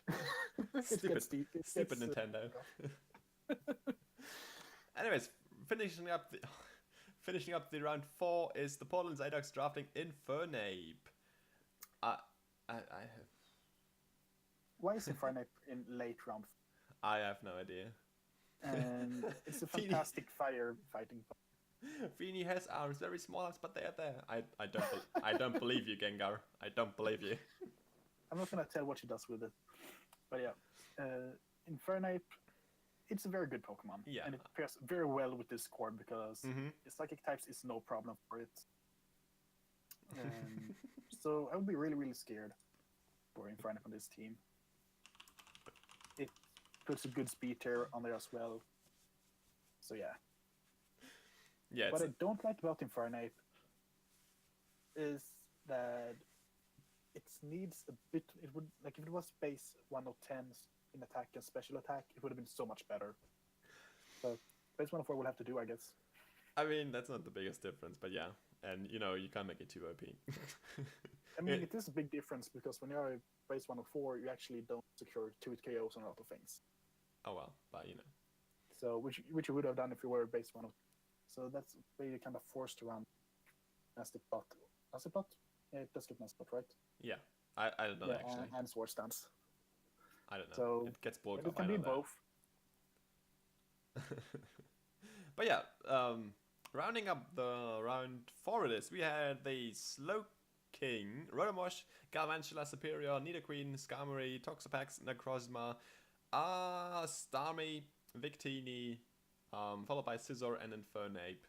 And I gotta give it to you, you got the best Pokemon this round. I have to disagree, actually. No shit. Though it's closely followed. I love Superior in this round. Yeah, but yeah, you're closely followed by the Infernape and the Necrozma, in my opinion. But But Yeah. yeah, Superior was for me the best draft pick in this round. it's Because- just super good with this team. I agree. Yeah, like it's insane, and the Scizor as well is really, really good. Mm-hmm. But if you look at Pokemon that should have get drafted earlier, I agree. Victini was the best Pokemon drafted in this round. Yeah. Closely followed by Necrozma, Burnipe. But synergy-wise, Superior, the best one. Mm-hmm. Starting the 5th round, we have a Crocodile for the Portland Zydox, and that's pretty scary, honestly. And I think it's only like the 4th ground type drafted so far. I have no idea, but might as Uh, well been. But this is one of the best ground types in the game. Mhm. Moxie, Intimidate, having access to a great Scarfer with Mhm. Scarf Moxie, having access to Stab Knockoff, Stab EQ. Synergizes very well with his team as well because his team can actually eat up fighting moves and ice moves pretty well. Yep. Has great synergy with Infernape because you actually can run Bulky Crocodile to help Infernape out.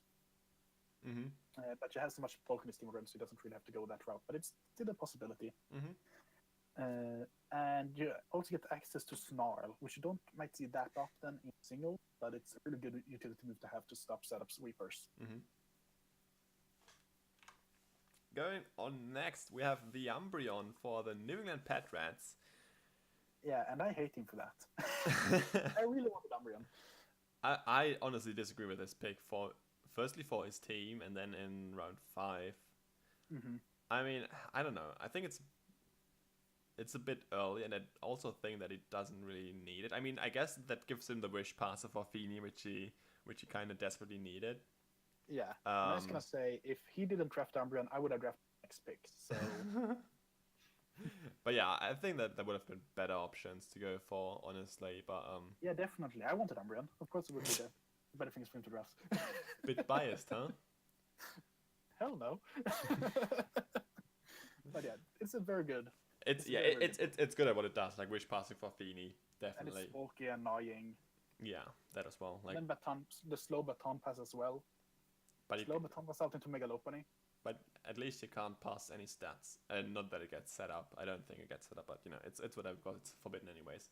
Yeah. But yeah, That's scary to be able to slow baton pass out into Megalopony. coming up next for you, Stockophagrigus. Yeah. I wanted to be annoying in this draft because I wanted to pick up as many checks as possible to Mega Kangaskhan. Mm-hmm. As well as being able to pick up as many fighting resistances as well. So Victini doesn't care about the fighting type move really because of the psychic typing. Togekiss doesn't care at all. Cofagrigus is immune and has many Scrappy, and Buzzwole can take a fighting type move no problem. Mm-hmm. So I have that covered. Cofagrigus is bulky. I have Wish in Togekiss and Mega Kangaskhan to help it build longevity. It's a great trick room user. And it's just a very, very good Pokemon overall. Mm-hmm. Yeah, no, it fits your team super good as well. I agree on that. Like, it's a good pick for you. Definitely agree. So yeah, that's about it for Cofagrigus. I mean, Will-O-Wisp, Pain Split, Toxic, T-Spikes. Yeah, it's good utility. I just see that this slide is slightly off-centered, so that's annoying me like shit.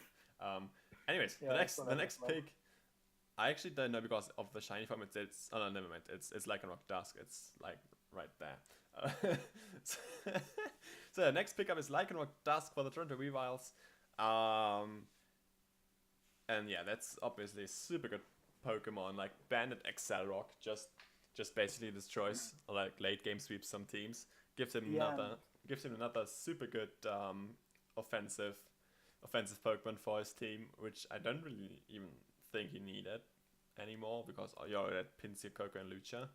I needed it because offensive rock types are hard to get by, especially good offensive rock types. I mean, yeah, that's what like you have Terrakion and you have Lycanroc. That's about it. Mm. And like speed here is just super good in this team so far. Like I think everyone is over 100. Yeah, pretty sure everyone Pokemon is over 100. Everyone is over base 100, and he also has the unburdened Pokemon in Halucha. Mm-hmm. I mean, and Halucha already is like 120 or whatever. So yeah, base 118. I mean, Lycanroc Dusk for me is a weird pick, but I think it fits his team because he needed offensive type. Because fire types actually puts like fire, and I forgot the other typing as well now.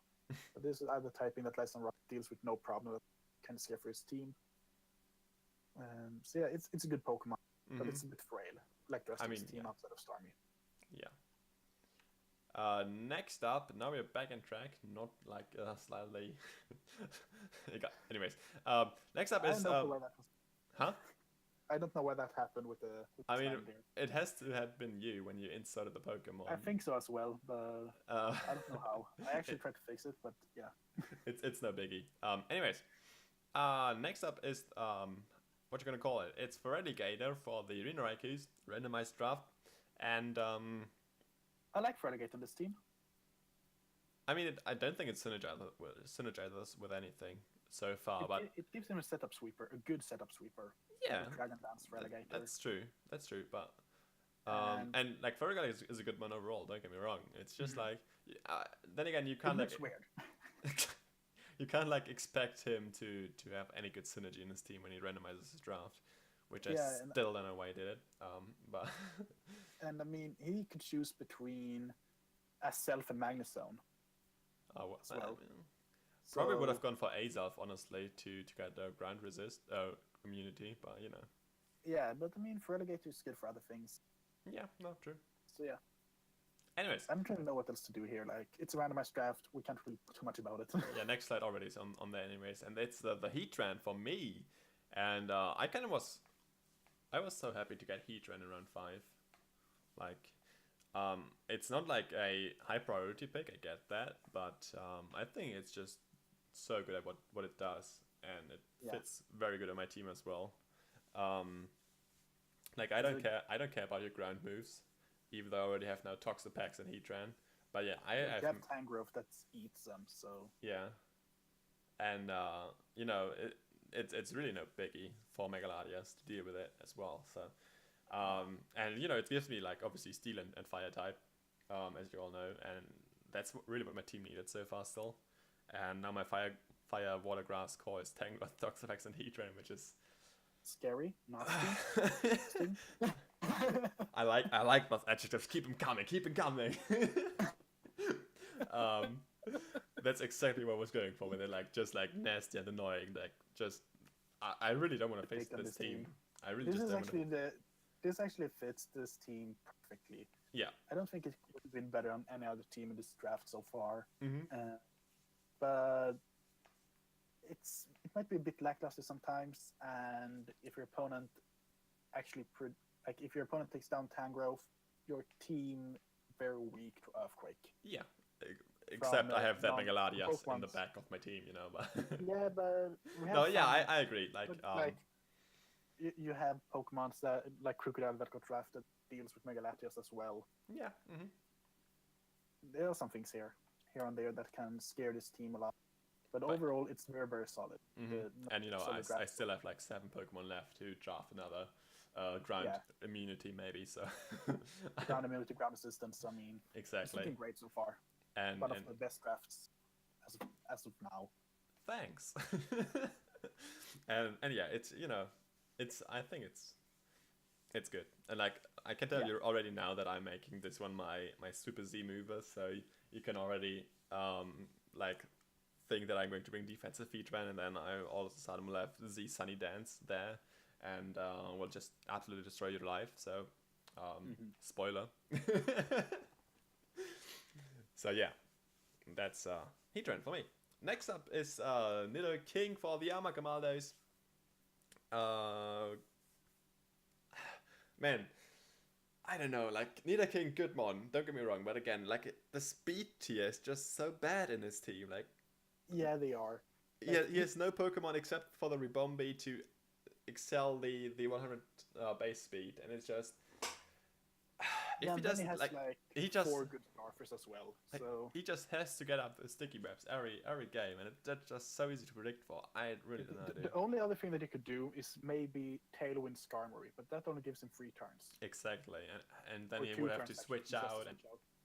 Yeah, so I mean, then and like Tailwind Skarmory is not very reliable because it's so slow, and like I guess it gets relatively easily taken out by like speedy fire or electric types. Even though it has good defense, don't get me wrong, but still, like, I really hope that he's going to draft some faster Pokemon so that he can like deal with. Yeah, and he still needs to draft his Mega as well. If he can draft Mega Beedrill, it would be perfect on this team. That would have been the better poison type in this team. Like if he drafts Mega Beedrill now, I don't think it would fit that good, having already Ribombi and the Nido King, but it would have been earlier maybe. It would have been great with the Ribombi, but now that he has Nido King, it might not go. But it would have been the perfect fit for this team, in my opinion. So yeah, I'm a bit sad in that, but Nido King still is a good Pokemon. Don't get me wrong. It is. Like, don't sleep on this team because webs on this team is disgusting. Exactly. But he relies on webs, which is bad when you only have a defogger. So next up for the Aussie Kangaskans is the Gyarados. For his Nidoqueen, Hydreigon Zero, and Mega Mobile, and you know, last round I said it, like he needs another ground immunity or resist, and boom, he is the Gyarados with his flying type. So, very, very good. Flying type, Intimidate. Like, that's a disgusting Pokemon to grab for this team. Yeah. Defensive Gyarados helps this team so much. And like also Z Bounce. Like, Z Bounce, Dragon Dance. You don't Scarf Moxie. You don't see it coming most of the times. Like Scarf Moxie, you can see coming because it doesn't have Intimidate, obviously. But yeah, like super scary Pokemon, and it fits his team so well, in my opinion, as well. Yeah, it does. Like that's maybe the best water type we could have gone for this. Yep, agreed. Next up is SPFC, coached by MTFC. Try to say this fast 10 times in a row. I dare you. And then drink. And he picks up Donphan, and I was super mad about that. This is the spinner that the Hoop-Bound team needed. This would have been his pick over Nido King. Yeah. Like. Yep. On this team, I don't think it will do too much on this team except getting up rocks and so forth. And he is a bit ice weak now with superior down from Zapdos. That as well. But then again, yes, It is a Don fan, so I was just super mad at him that he picked this up because I really wanted it in my team. Like, yeah, can you please just imagine having Donphan on my team? that would have been awful. Oh my god! I was so sad when he picked this. I think, man. Yeah, I really wanted this as my ground type as well. And I would have drafted it next round, but you know. Oh yes, I wouldn't have been able to gotten it, but yeah, I still wanted it. Coming up next is Salamence in round 5 for the best Bromwich Altaria, and that's a good round 5 pick, dude. I gotta say. That's a good round 5 pick, but it is the tier 1 dragon you go for if you can't get any other tier 5 dragon. Sure, it gets Dragon Dance, it gets Intimidate, it gets Moxie. Yep. It's hard hitting, has a pretty good move pool, can be both physical and specially offensive. Yep. But most of the time, this thing will have to be his sweeper looking at his team. Yep. So I don't agree with having Salamence on his team because it is way too much on his wings. Literally, he has to carry the team. I mean, he still has another 7 picks, so you don't know what he's going forward with it. But yeah, but if this was his draft, for now, that's how it's going to be. Yeah. Yeah. But I really hope that he picks up a very good ice switching because he doesn't have that right now, in my opinion. Yep. I mean, I guess he has the Steel Sivali, so yeah. But that's not good, you know. That's anyway, terrible, but it's workable. Coming up next is the Snorlax for the San Francisco Spoinkers, and boy, do I love Snorlax, man. I wish I could draft it, but it didn't fit my team, at least for now, and you know it's gone either way now. So, but yeah, Snorlax is so cool, like cursing, and then just destroying teams, pulverizing Pancake if it goes for that, if it goes for the Z move. Yeah, and I'm pretty sure that this thing gets Iron Defense. That's nasty. Like, get up an Iron Defense in this thing, and then you go for Belly Drum with Gluttony. Mm-hmm. Then with +6 with +2 or +3 defense.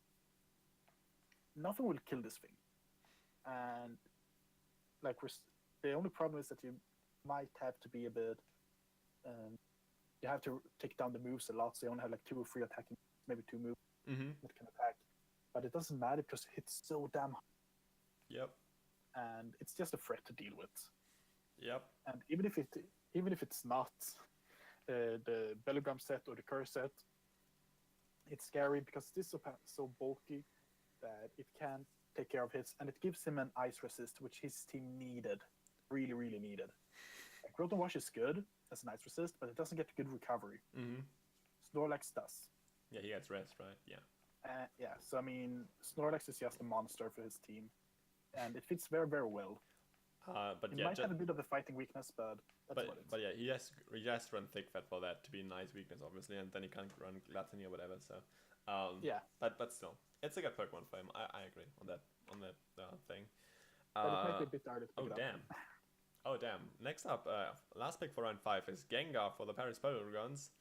And yeah, Gengar is tier 2 in this league as well. Yeah, which I agree with, by the way. Gengar is a tier 2 one after it lost its Levitate. Yeah. But it's still like a super good Pokemon because it's super fast and hits super hard if you like run Z everything on it. It's yeah. I'm one of the best fairy Pokemon, as best ways to deal with fairy types overall. Thanks to its stat poison from what base 135 special attack, something like that. And it's so fast that it actually can allow to be specs as well for every time it faces a fairy type outside of Tapu Koko and the Ribombee. Yeah, no, I definitely agree. Gengar is a super good Pokemon for round 5 in my opinion. Yeah, it is. The only thing I can see in this team that might be a bit of a problem is that Slowking and Alakazam is very ghost weak. And now getting Gengar is another ghost weakness. Gengar now that is weak to ghost.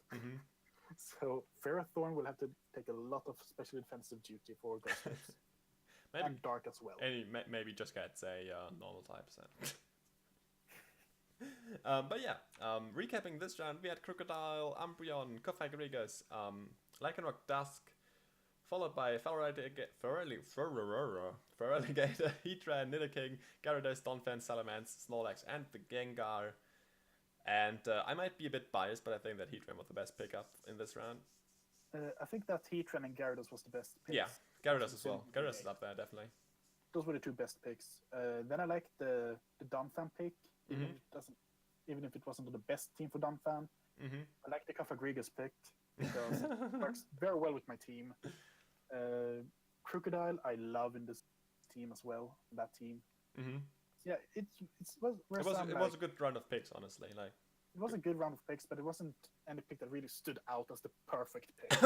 Heatran. Excuse me. Well, that was only a perfect pick because of your team. So. But yeah, starting. If I had picked Heatran, it wouldn't have been that perfect.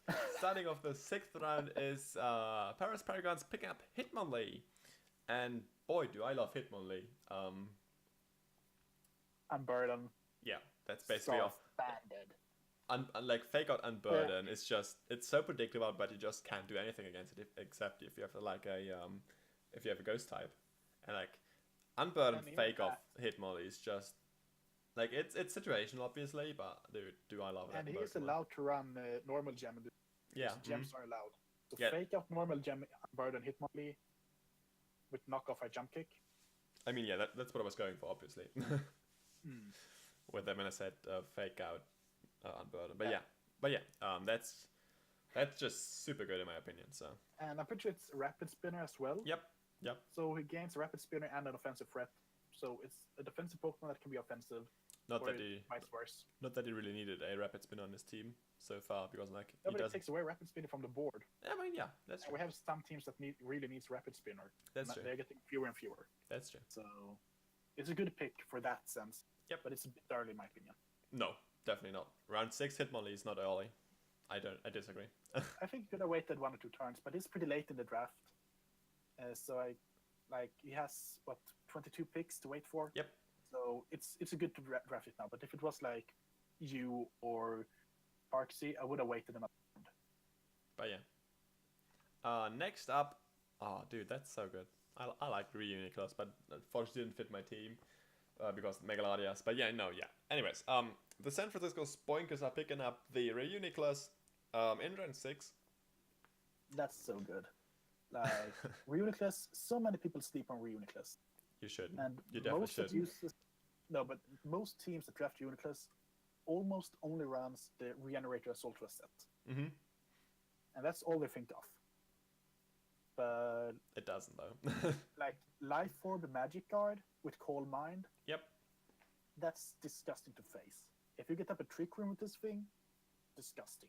Though I don't think he will play Trick Room because of his other mons he has on his team. Snorlax fits very well on Trick I mean, Room. yeah, but that's one Pokemon of the other. Tapabulu doesn't really get hurt by it because it's pretty slow and likes to run bulky. All of this positive talk is making me scared to play this team. I know, right? But Reuniclus, it's a very, very good Pokemon. Very good on this team. Takes away the fighting weakness completely. I'm just a bit sad that looking at this team, he's probably going to run this thing defensive. Yeah. Which is kind of sad in my opinion, but you know. It is. It's still a super solid defensive Pokemon. Yeah, I currently got a 6-kill game with Reuniclus in the league versus a guy that is extremely, extremely good. So it's not a Pokemon to sleep on. Next up is another spinner for the West Bromwich Altarias. It's Blastoise. To his Mew, Entei, Silvally, Galvantula, and Salamence. And I like Blastoise on his team, honestly. I like Blastoise, but I have no clue what, like, he needs to grab a high tier grass type for this to work, in my opinion. I mean, he has Silvally. Yeah, he has Silvally, but I mean, he needs, like, a Shaman or something along those lines that hits. I have one for you. What about Mega Venusaur, huh? Yeah, Mega Venusaur. He doesn't have a Mega yet? Or no, he doesn't? Yeah, Mega Venusaur would have been great on this team. Yep. That takes away everything that Blastoise takes down. But I'd say this is a spinner and it has webs. This is the first team we see that has webs and a spinner. Yep. So yeah. But dude, if he drafts Mega Venusaur, whew, dude, that would have been cool. Would be cool. Yeah, it would. It would be really cool. Entei, Mega Venusaur, Blastoise, that's a pretty good Firewater Grass core. Only better is maybe. Well, no, that's just because of nostalgic reasons. But just imagine a Firewater Grass core of Charizard Y, Venusaur and Blastoise. Damn. Like That would be nasty. you know, because Venusaur gets chlorophyll, so that's cool. Yeah. That would have been really, really good. I probably should draft that at some point, but Season 2, maybe. I mean, actually, I think I drafted that once before, but you know. Yeah, but this is a very good pick. Mhm. Maybe not the best pick you will see this round, but it's a good pick. Next up is the Axel Gore for the SPFC, coached by MTFC. Getting better at it. I don't like a Selgar on this team at all. You don't like it? No. Okay, tell me why. It's a good Pokemon. It gets Hazard Stack, which is good. Uh-huh. Like, that actually helps out this team. And it doesn't really need Deep Fog and Zapdos since it has down from Rapid Spin. But a Selgar is very, very much like hit or miss. I can see Specs a Selgar put in some work with this team because it's so fast. And it has pretty good move pool. It does get Sludge Bomb. It does get Giga Drain, and has some other utility moves that can be really useful as an offensive Pokemon as well. But with only base 100, special attack, and having to rely a lot on U-turn and Sashes, it's not that good of a Pokemon. And it has a wasted ability in Unburden. Mm-hmm. I mean, so well, this team, I mean, you can go Focus Sash, Final Gambit, and then that's really good. Yeah, so I wouldn't say they Unburn is Focus Sash Endeavor. Yeah, that as well. But that's what I meant actually. Final Gambit like kills you, doesn't it? Yeah, pretty sure. Yeah, it does. But it does get it. Mm-hmm. But like he could have gone for something else in tier 4, and it would have benefited his team. But so yeah. Shut up, Cutman. I made an honest mistake, okay? I mean, Focus Sash Final Gambit might have been good if you were like base 50 speed or something. Scar Final Gambit is a true play. I agree. Anyways, next up for the Aussie Kangaskhan, there's Celebi. Celebi in round 6 is super late. I've seen that thing going undrafted. I've seen it going in first 3. I've seen it getting drafted in the last 3 rounds. Like, it's a Pokemon that either gets drafted and do a lot of shit for a team, or it gets drafted and does nothing and you drop it. Yeah, like the main team, drawback. It will get drafted and do nothing. The main drawback of Celebi is its 4 times weakness to bug. To U-turn. Yeah, exactly, to U-turn mainly, and like you already. And only being base 100. I mean, only base 100 is not bad. Like that's across the board. It's not bad, but a lot of Scarfers rely on U-turn. And you know he already has the U-turn weakness in Hydreigon. Yeah. But yeah, I'm interested to see where he's going with that as well. Like. I am. I'm not gonna write it off, but it's an interesting pick. Interesting pick is pretty fair, I guess. Next up is Breloom for the Amaldos. And dude, I don't know what to say. Like, it's another slow Pokemon. What is he doing? But it does get Mach Punch. Mach Punch. Yeah. Has access to Spore. Drain Punch. Like Effect Spray as well as Technician. I mean, yeah, it's a good Pokemon. Don't get me wrong, but it's just like his team. Like again, the only Pokemon above 100 is Ribombi, and he really needs to get up those webs every fucking game. Pokemon that relies on webs. It's I just don't know. It's weird. He really needs some fast Pokemon, dude. But like, he only has like what tier 4, tier 5 has he left, and then yes, his Mega tier 4 to 5, and then some free picks. Yeah, so. I don't know, dude. Could be better. Definitely. Could be better. But that allows a lot of the Scarfers he would face will actually be able to run Banded. Banded, exactly. Adamant. So, Scarf Banded, that's in the meta. If only. Yeah. But yeah. Next up for me is Duck Trio. And as I said earlier, I initially wanted to draft Don Fan, but Duck Trio is just so good as well. Like, with the recent buff it got in Gen 7, it now hits super hard, traps every steel type, traps every fire type, and just one hit KOs it with Earthquake, and you can just say goodbye to your walls or whatever, and Duck Trio is coming in and being like, hey, I'm here to ruin your day, so have fun with this. Yeah, we are actually allowing Arena Trap Duck Trio. That is why I see it as a free Pokemon rather than a tier 4 as it would have been otherwise. It's fast and it hits okay hard. Like, it can actually do some things correctly, used that way. But I mean, Yeah, it's an EQ spammer. It's a trapping EQ spammer. I already know that I will 6-0 you with it, so don't trash talk I'm it. pretty sure you won't, because Duck Trio is trash. Oh, dude, no, it's not trash. Definitely not trash. But yeah, like, I initially didn't want to draft an offensive ground type, but rather get the Don Fan, but now that it got sniped from me, I'm super happy to pick up Duck Trio as well. It's a good utility Pokemon. Yeah. Utility? It gives No. us Stealth Rocks. I mean, yeah, but nobody's going to run Stealth Rock on Duck Trio, because if you go Stealth Rocks, the other Pokemon which is on the other side of the field is just going to kill you, because it's frail AF. Depends. Like, I know some Pokemon that can't kill a Duck Trio in one hit that you can set up rocks on, so most of them are defensive Pokemons, but yeah, and like, who's going to lead off with a defensive Pokemon? I don't think that's... You can always run a Focus Sash Duck Trio. I mean, yeah, and then I just get destroyed by rocks afterwards, because I don't have a way of spinning or defogging them away at the moment.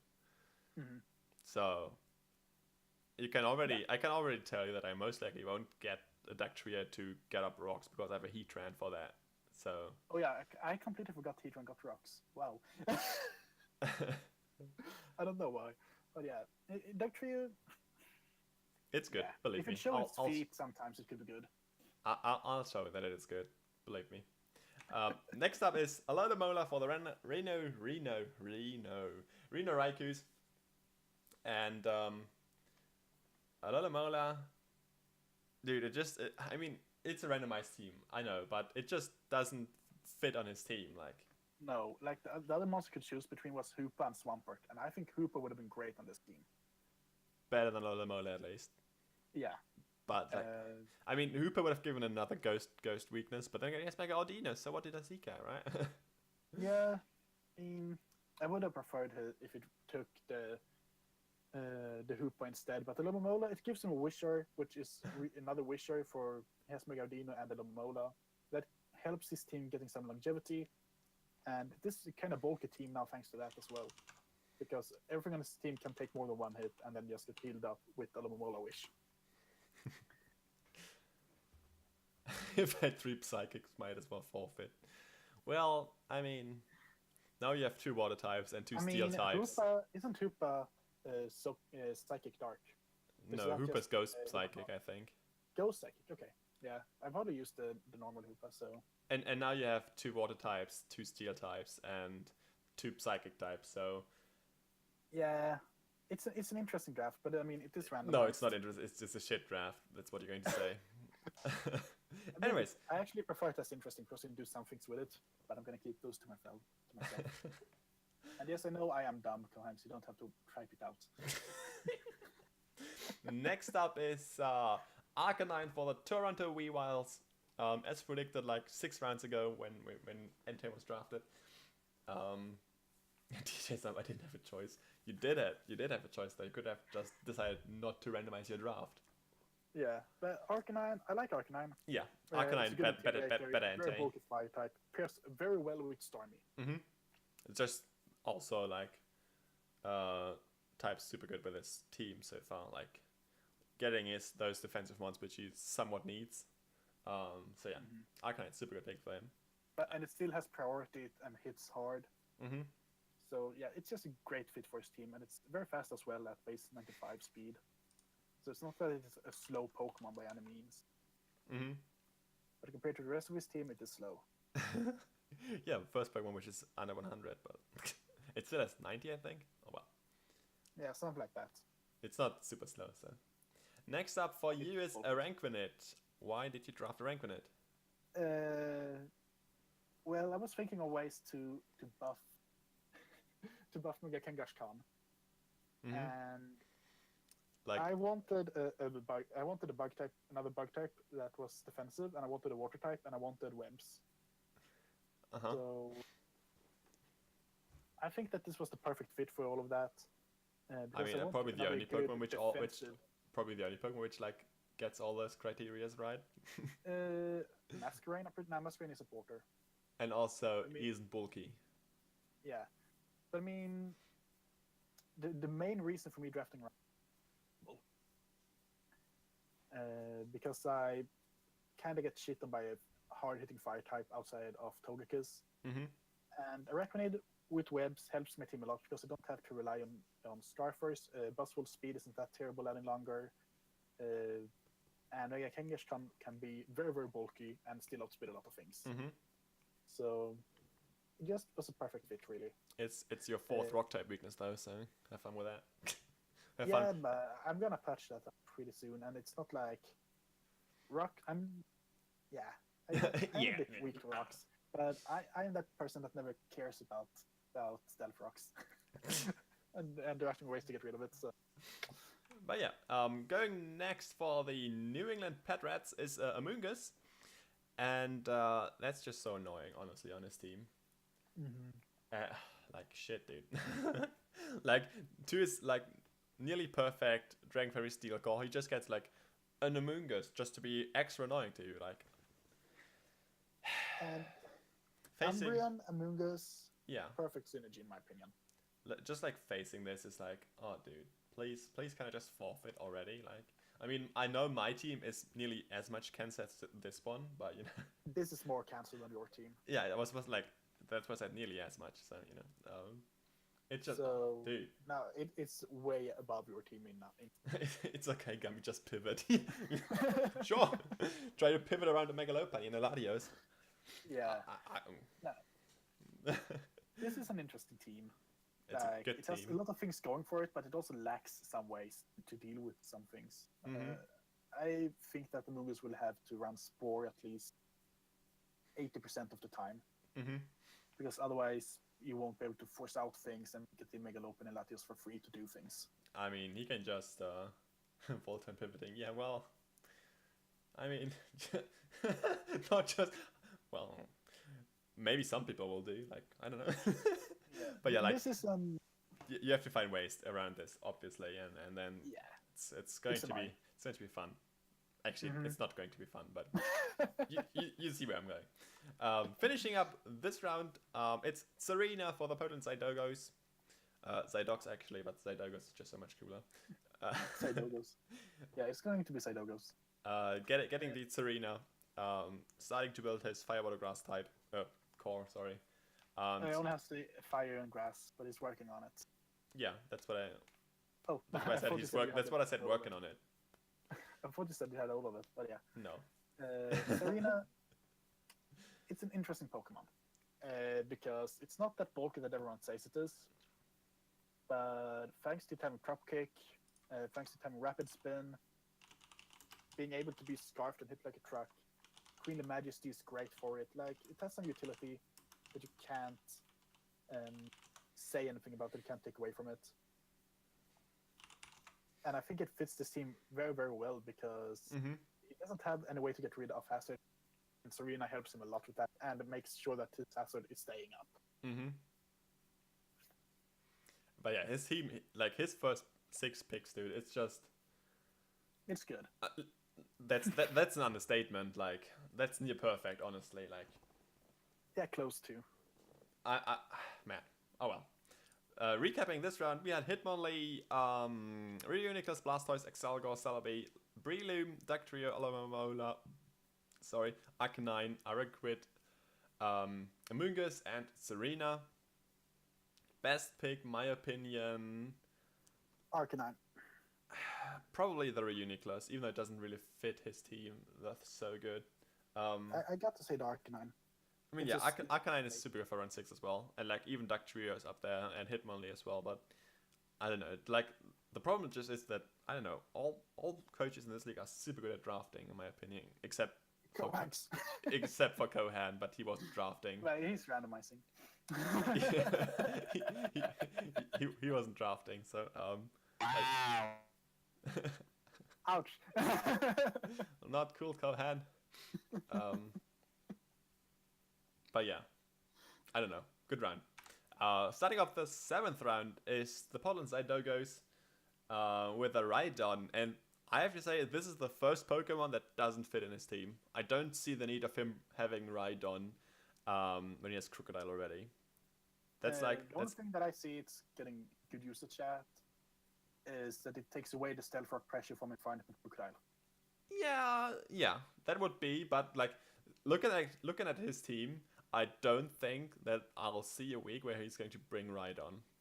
No, same here, but it's still that you have to prep for Rhydon, and I mean, yeah, Rhydon is hard. Dual dance. I mean, you prep for Rhydon being like, oh yeah, cool, I'm just bringing one more move from one of my Pokemons. I'm done prepping for Rhydon. Yeah, but at the same time, if you under prep for it and he brings it, and he brings the dual dancing, this thing is going to sweep you. I mean, if you get swept by a dual dancing Rhydon, I will laugh at you. I will. I've seen it happening. But yeah, he probably is going to sweep me with it as well, because like I have like I don't know, I have my Tangos just wanted chaos that thing, so no, yeah, I don't see it happening against me. But Rhydon it's a good Pokemon, but maybe not on this team. Yeah. I really wanted Rhydon. I really wanted Rhydon. I mean, I guess it's a good tier 5 with Eviolite and whatever, but I just don't see. 4. Oh yeah, sorry. 2 tier 3 ones. It's a very good tier 4 with Eviolite. And I just don't see it coming ever on his team. But you know. Yeah. Dual Dance, Blade. Reggie would have made more sense. Well, yeah, I mean, I guess maybe. Anyways, coming to the next one, it's Jolteon for the New England Pet Rats, which I screamed at him because I wanted to have Jolteon in this round, but bad luck. But yeah, Jolteon, super good Pokemon, in my opinion. Good for round 7 as well, having the electric immunity and then Volturn. Like, Jolteon and Scissor is fantastic on the same draft. Mm-hmm. He has so much momentum getting in Megalopen and Latios now for free. Mm-hmm. I don't like that they picked Jolteon because I would have seen another electric type as a better fit here, but as a tier 3, Jolteon is very, very good. Yep. It's one of the better tier 3 mons in my opinion. Mm-hmm. And yeah, I definitely wanted to draft it, but you know, I was. Jolteon is that Pokemon that every team has on its radars to pick up just in case. I mean, yeah. But I was 4 picks too late for that. Anyways, next one is the Kyurem for you. Yeah. Tell us about Kyurem. Well, it's another rock weakness. I'm going to patch up that rock weakness super soon. Drafts another rock weakness. But the reason for Kyurem was really a dragon type. I waited long enough for it. And I wanted an ice type.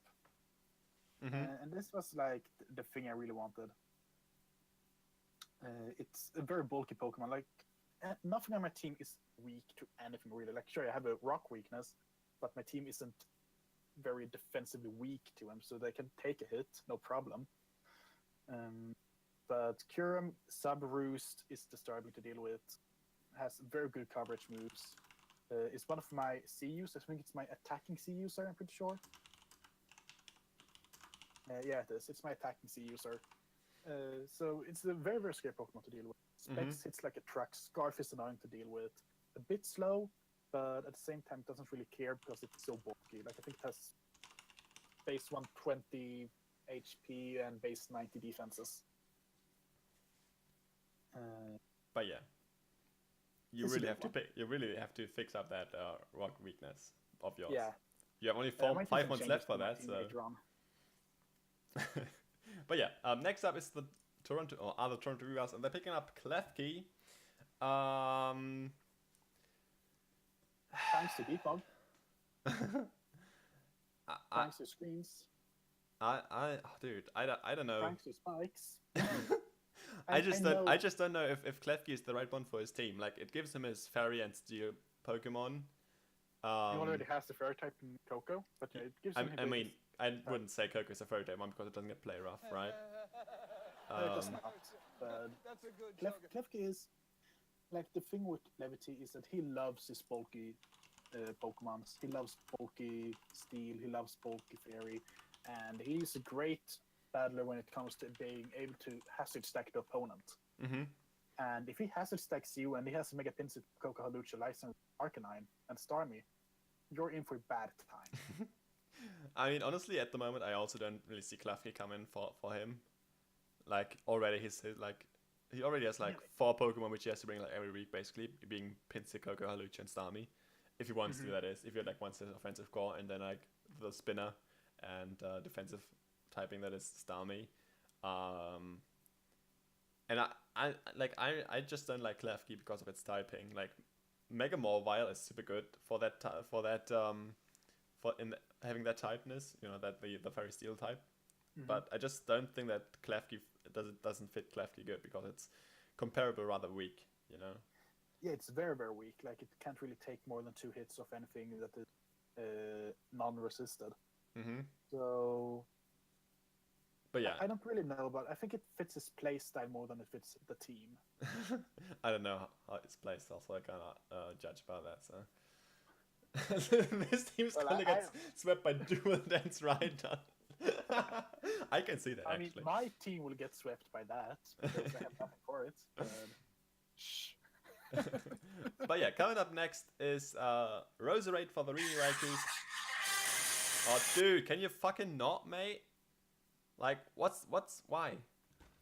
For fuck's sake, I'll just call you on a private call. Hang on. Like, I don't want to deal with that with those fucking kids.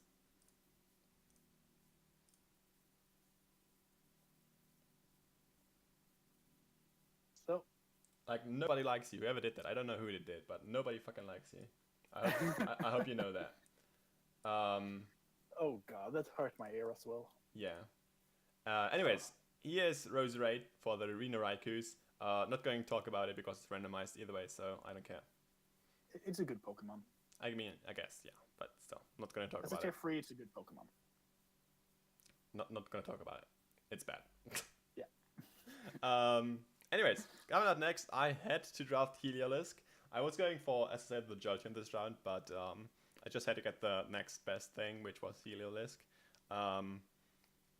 Even though I guess it isn't really, you know, the best electric type, but it's still decently fast and can be scarfed or spexed.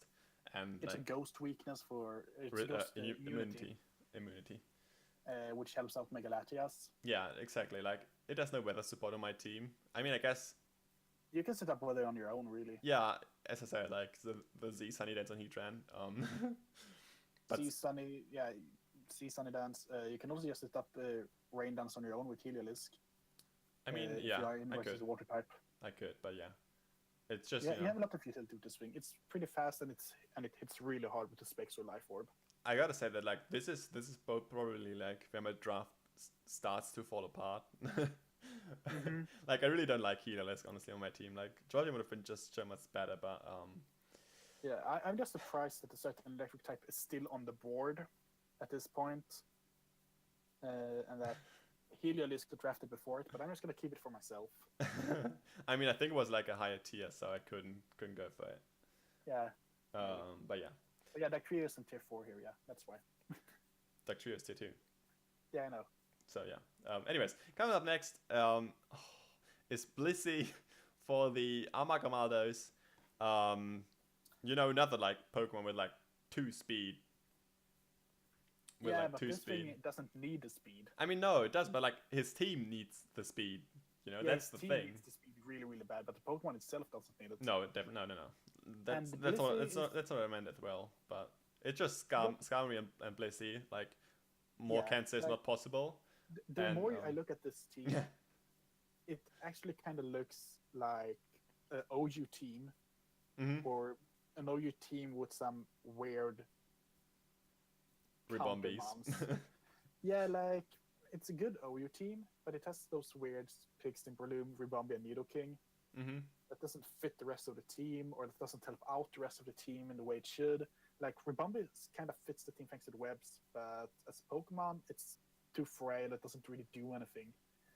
Slurpuff would have been a better pick in my opinion than Ribombee. Oh well. But yeah. That's weightless. Like Blissey, fantastic Pokemon, very good defensively, of course. Physical defensively though. Yeah, but he has a bit of a fighting weakness as of right now. Uh-huh. With Kyurem Black, Hoopa, Skarmory, and Blissey. Hoopa isn't weak to fighting though. I mean, it doesn't really take a physical fighting type move. I mean, yeah, but it's not weak to them. I'm just saying. Yeah, like it's not typing wise weak to it, but it will still hurt it. And as Lefty says, this team should be banned. I'm just gonna put it in that he has, I think this his attacking C is Hoopa Unbound, and his Super C is Kyurem Black. So you guys know. Coming up next is Mienshao for the Aussie Kangaskhan's, and I like Mienshao. Mienshao is a good Pokemon, especially for round 7 in my opinion. Yeah, it's a very underrated Pokemon. High jump kick with Reckless. Mm-hmm. Hits like a truck. And also like as Regenerator. Yeah, Assault Vest Regenerate is actually a very good league set for Mienshao, since it's pretty fast and it has ability to U-turn out.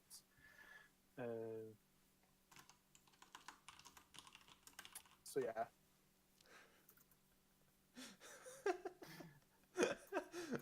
just some casual trash talk in the chat.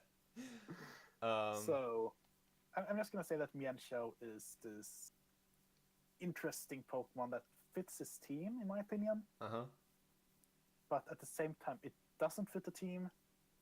I don't really see the connection between Mienshao and more Wild Hydreigon, Nidoqueen, Gyarados, and Celebi. I mean, Maybe I guess for the U-turn and get them in, but that's about it. I mean, I guess it like takes one good fighting type off the board, which was still there, which like hurts his team a little bit, I guess. Yeah, and it's a good tier 3. Yeah, definitely. So I don't mind too much that he picked it up. It's a pretty good Pokemon. Mm-hmm. Next up for the Sockball FC is Comfy. And I'm no fan of Comfy. Me neither. Like same as Klefki. Maybe yeah, it's... but this thing actually has Coal Mine, so it can actually do work. But it's not a good Pokemon. Yeah, I agree. Like it's It's a waste of a pick in my opinion. It could have waited to like the last 2 rounds. That's a bit harsh, but yeah, like probably. Or could have drafted a better fairy type. Like I'm pretty sure Slurpuff is still here and it has a tier 3 spot open. So yeah, like drafted. Yeah, Aromatisse. The keys get CM. So underrated. Exactly, the keys get CM. I don't know what you're talking about, dude. Yeah, but it's a bad CM user.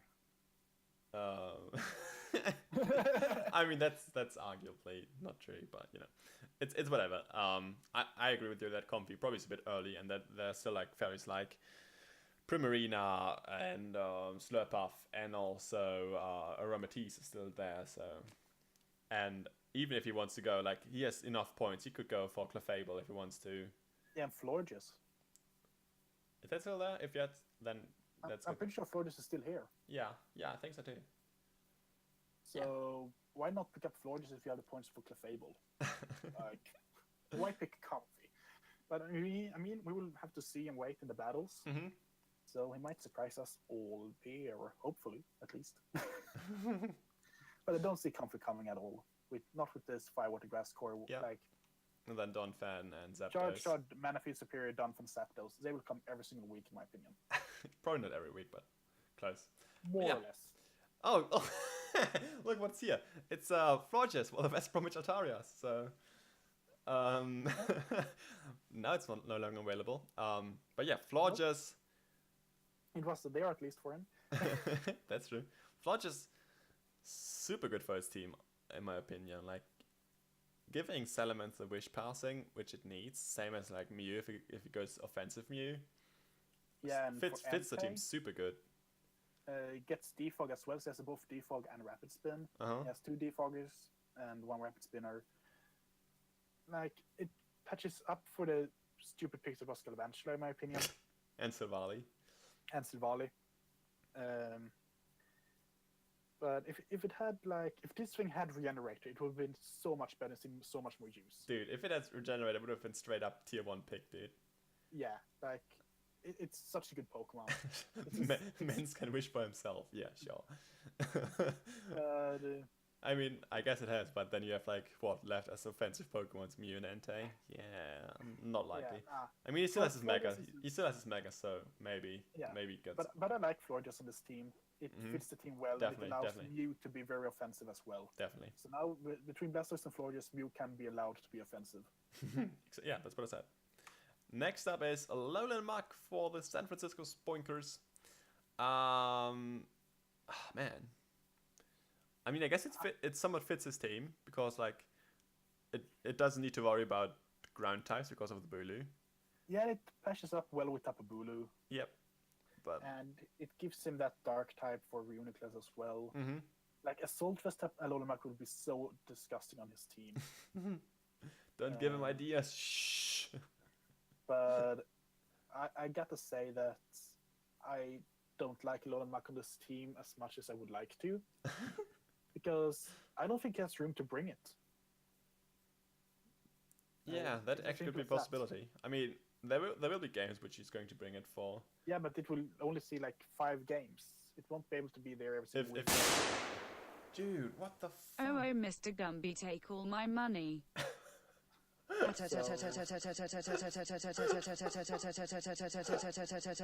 Chat. Go ahead, fuck you. Oh, you probably saw me jump on the stream. Oh, dude, I so didn't think that would happen. But thanks, I guess.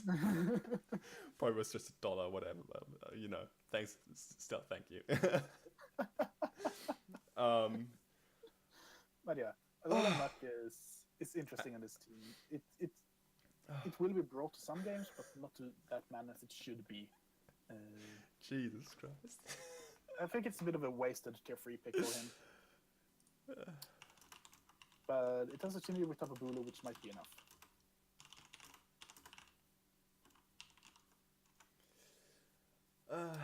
Gambia, Next you pick. sub to me. I gave you. Next pick is the last round pick for round 7, I think it is. Yeah, and it's Incineroar in for the Paris Polygons, and I really like Incineroar on his team. Yeah, it has the Intimidate, which helps his team a lot. It's a Dark type, which helps his team so much. And you also have a Fire type, which is kind of slow, but at the same time, it's bulky enough with an Assault Vest or a Berry to actually do good work on this team. And like it also soaks up those Dark Yeah. and Ghost types for Alakazam, Slowking, and Gengar. It's a Fire type for the Water Fairy Dragoncore? No. Water Fairy Grasscore. Yeah, which completed by the way with a Ferrothorn, Slowking, Yeah, and it's Incineroar. completely, it's 100% complete, but it also has the lesser used Psychic Dark Ghost Core, which is pretty useful. Never heard of that. Uh, Never. But it's no. I think it fits the team super good. So Yeah. So yeah. Anyways, we're finishing off this 7th round, I think it is, with a Rhydon, Jolteon, Kyurem, Klefki, Rim. No, that's not Ribombee. That's Comfy, right? No, not Comfy. Roselia. Roserade. Roselia. No, it's Roserade? Roserade. Roserade. Healerless, Blissey, Mienshao, Comfy, Florges, Alolan Muck, and the Incineroar. Best draft pick this round has to be the Florges. My opinion. Yeah, no, yeah, I agree, and then Florges. followed by the Jolteon, And the probably. Blissey. No, Blissey sucks. Blissey Not for sucks. the synergy with the rest of his team. Anyways, next up is for the Paris Polygons, it's Zangoose in tier 5. Probably a bit early. I finally got Yeah, but- mentioned. But yeah. But the funny thing with this was that like it was 5 guys that wanted Zangoose as well. Mhm. So everyone typed Sniped when this happened because I mean, yeah. it was insane. Our tier 5 Pokemon were pretty weak overall, which we had in there. Because, like, Yeah. most of the tier 5 months were lifted up into tier 4. Like, I don't know. like Miss Magias and But Miss Megas should not be a tier 5 thanks to its fantastic speed. I And mean, attack. yeah, I agree with that, but still, like in most leagues, it's tier 5, and then like middle tank as well as tier 4 in this league, and Yeah. I know, we have some switches compared to other leagues. yeah, But Zangoose, it's an interesting Pokemon. Mhm. Thanks to the toxic boost, it actually allows him to have 2 immunities to toxic. mm-hmm. Actually, 3 immunities: Gengar, Zangoose, and Ferrothorn.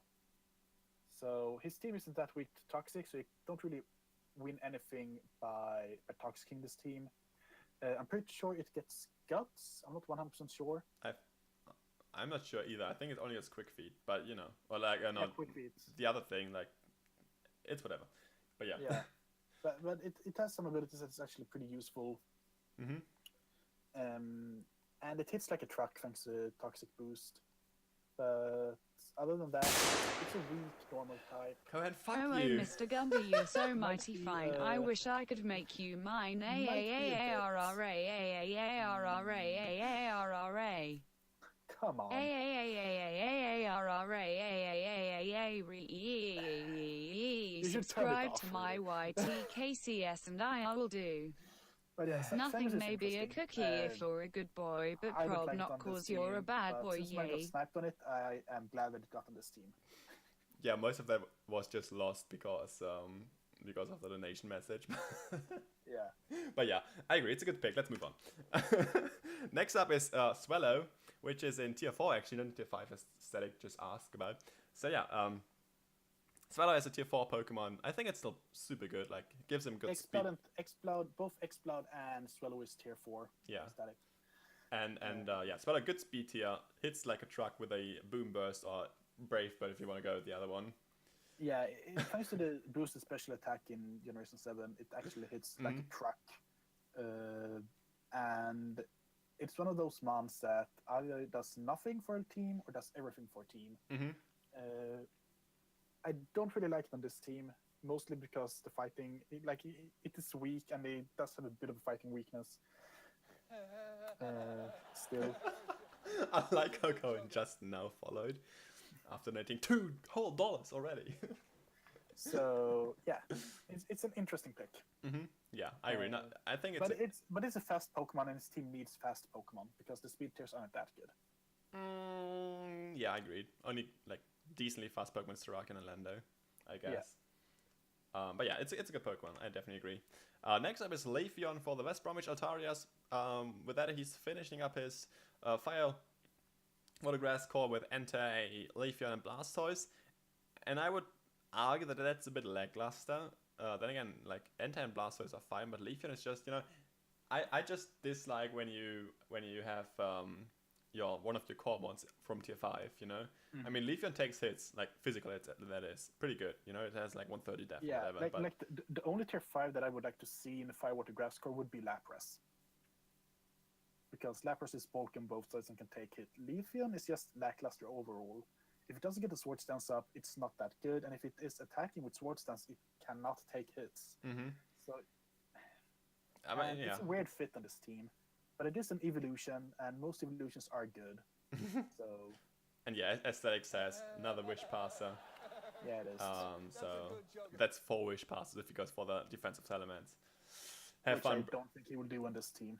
At least as for now. But yeah, still 4 picks. Maybe he picks up something offensive. But yeah. Yeah. But yeah, interesting pick, to say the least. Next up is, oh man, my mascot. Next up is the Metagross for the SPFC, coached by MTFC. I'm a bit surprised it lasted this long. It's Yeah. one of the better steel types. Yeah, I better agree. psychic types in the game. I agree. Like, And to have it on this team is scary. I just think that like its typing is like the one thing which like puts some people away from drafting it, just because like psychic type is so common. Yeah, but at the same time, it's one of those mons that mostly goes undrafted because of the typing. Mm-hmm. But at the same time, it's one of the best steel types in the game. I mean, I would argue that this is a better steel type than Jirachi. Yeah. Mostly Well, because as long as Metagross is bulkier, takes more hits, and has a wider move pool that it can actually abuse. I wouldn't call it one of the best steel types, and I don't even know if I would call it better than Irachi. I mean, I guess it wins the 1-on-1 against Irachi simply because it gets Earthquake, and Irachi doesn't. But yeah, like, it's a weird Pokemon to play with. Like, I like it. I like it super much. You know, like, but very much whatever. But it's just like, you really need the team to fit it on too, so that it works for you. But yeah, in this team it could work. Even though again, I don't really see it coming too much. But you never know. It's a good it's a good pick definitely for round 7. Yeah, it is. It really is. Next pick should be, if I'm not completely wrong, Slurpuff. That's correct. Also, that was round 8 pick for should have been round 8 pick, but there are only 7 months in like his thing on the left, so something's missing in there. Because Slurpuff is the 8th pick in this team. So, but yeah, the Aussie Kangaskans are drafting Slurpuff for them, and yeah, it's a good Pokemon. Very underrated. Mm-hmm. Unburden Slurpuff is so good. Belly Drum, and now you don't have to rely on the Citrus Berry. You can just go for the 50% berry. Mm-hmm. And Slurpuff takes life. It's as easy as that. I mean, if it gets his setup, that is. And this is actually a team that I think it will do well in, because it's not the threat that you will prep for, since you have a Gyarados, Nidoqueen, Mienshao, Dragon, Zeraora, and Mega Mobile. So this is a bit of a sleep on this team. Mm-hmm. So yeah, that's the interesting thing here. But yeah, I agree. It's a good fit for his team, and I'm looking forward to what he's going to do with it. Definitely. And it's actually one of the better. If you make it defensive, it's actually one of the better fighting type switch-ins in tier 3 and below. Mm-hmm. Next up is Quagsire for the Amagamaldos, and dude, I don't agree with Quagsire. Quagsire is called unviable for a reason. It's useless, trash. No. I disagree. I like it just doesn't belong on this team just simply because it's another like below below 50 tier Pokemon. Yeah, something like that. The only thing that's going for him is that it stops fight setup mons with Unnerve. Not Unnerve. Goat Sire. Quack just doesn't care, yeah. Like, Unaware's just pretty good. Like, I don't think that it's useless, but again, it's just like his team, dude. Like, it's Parksy's, right? That's Parksy? Is it Parksy? I think so. Anyways, Parksy are drafting a Pokemon below 100 base speed. Name a more iconic duo. I'll wait. Well, it would be the next thing. But yeah, up next is me, and I'm drafting Hitmonchan here in tier 5. I have no idea why this Pokemon is tier 5, but I'll take it. It's a rapid spinner. It gets elemental punches. It gets priority. It gets some pretty good fighting type moves. Like, it's definitely one of the better tier 5 mons in this league. So it is. I'm pretty happy that but I at got the it. same time, it is a bit lackluster. Yeah, it is. But it's a tier 5 mon, so you really can't. You can't argue. That... But like even for other tier 5 mons, it's a bit lackluster in the sense that most mons that actually just have coverage of psychic move, doesn't even need to be like extra sensor or something, still does over 50% to it with some investments, and that is pretty scary when you have that as a rapid spinner. But it is a good Pokemon, and overall it should be able to do work on this team. Yeah, like as I said, I'm super happy to got it in tier 5. Like it basically was the perfect thing in which I needed after I got sniped with Donphan. Yeah. And yeah, like I really wanted to have those rocks spinners on my team, even though I don't care too much about them, but I still have V-Vile, so I just figured, that I needed it. It's better to have them than not. Exactly. Next up is the Reno Raikous picking up Ambipom. I don't care, it's randomized. Can we move on? I'm just gonna say that Ambipom is power. No, yeah, I agree. Ambipom is it's a pretty good mon. Not super good mon, but yeah. Choice Bandit's skilling. If you don't prepare for it, it Yeah. It's going to And hurt you. Technician as well. Hmm. Yeah, it's really good. I agree. Definitely Next agree. one. Next one. Good. Next up is Seismitoad for the Toronto Rewilds. And, boy, I don't know. I mean, in Tier 4, it's basically a steal, because, like, usually you see Seismitoad in Tier 3. Yeah. But he now has a bit of a grass weakness, as, like... Yes. He had the ice Starmie. weakness, now he has a bit of a grass weakness. Starmie, Seismitoad, Lycan Rock. They don't really like to take a grass type move, and like Seismitoad and Starmie will be his bulky Pokemon in this league, and he only has Arcanine as Arcanine and Klefki can take grass types, but Klefki doesn't have that good recovery, so it would have to be Arcanine to eat the grass type moves. And if Rock is up, Arcanine won't be very glad to do that, because he will be at around 50% after those hits if it is an offensive grass type that attacks. But what it gives him is like the electric immunity. It does. Which is somewhat needed for the Starmie and Pinsir and Hawlucha. So I can't argue too bad that, like... And it also gives him a good stealth rocker. And in case someone draft Rain, it is a good Rain sweeper as well. And yeah, like, it's just like, for Tier 4, it's basically a steal, just saying. It is. Coming up next for you is the Shaymin. Tell me about the Shaymin. And why you still didn't draft the rock type resist. Because I still think that grass types resist rock. But this is actually my Super C, because it has some really good utility moves that I can use with Super C. But Shaymin is another base 100. It's bulky. It's annoying to deal with. You can't really predict what it will do. And I'm that type of person that I prep pretty wild sometimes. And I've done some pretty stupid things in draft, which has actually worked out. So I think that Shaymin will fit my playstyle a lot better than some other ones in this team. And just again, my team is extremely bulky, so I'm not that scared of rock types. And Shaymin is one of the better rock switchings on my team. And in general, really, that I could draft and afford. So for me, Shaymin was the perfect answer to a lot of things. And it also gives me a healer. Yeah, no, I agree though. It's a pretty good one. Especially I'm just glad that I got it this late. Is it Tier 2 or Tier 3? I think it's Tier 2, Tier right? 3. I think it's Tier 2 or Tier 3, yeah. If it's Tier 3, it's a steal basically. I think it is Tier 2. But yeah, it's a decent one. I can't be too mad about it, but you know. I lucky have to trash talk you, so I don't care. Yeah, it is Tier 2. But yeah, coming up next is the Alolan Ninetales for the New England Pet Rats. And yeah, Alolan Ninetales. Not too sure like if he's going to use it. It's super good with the Aurora, obviously. Like, it gives Megalopunny even more like use to just staying in rec teams if you get the Aurora up.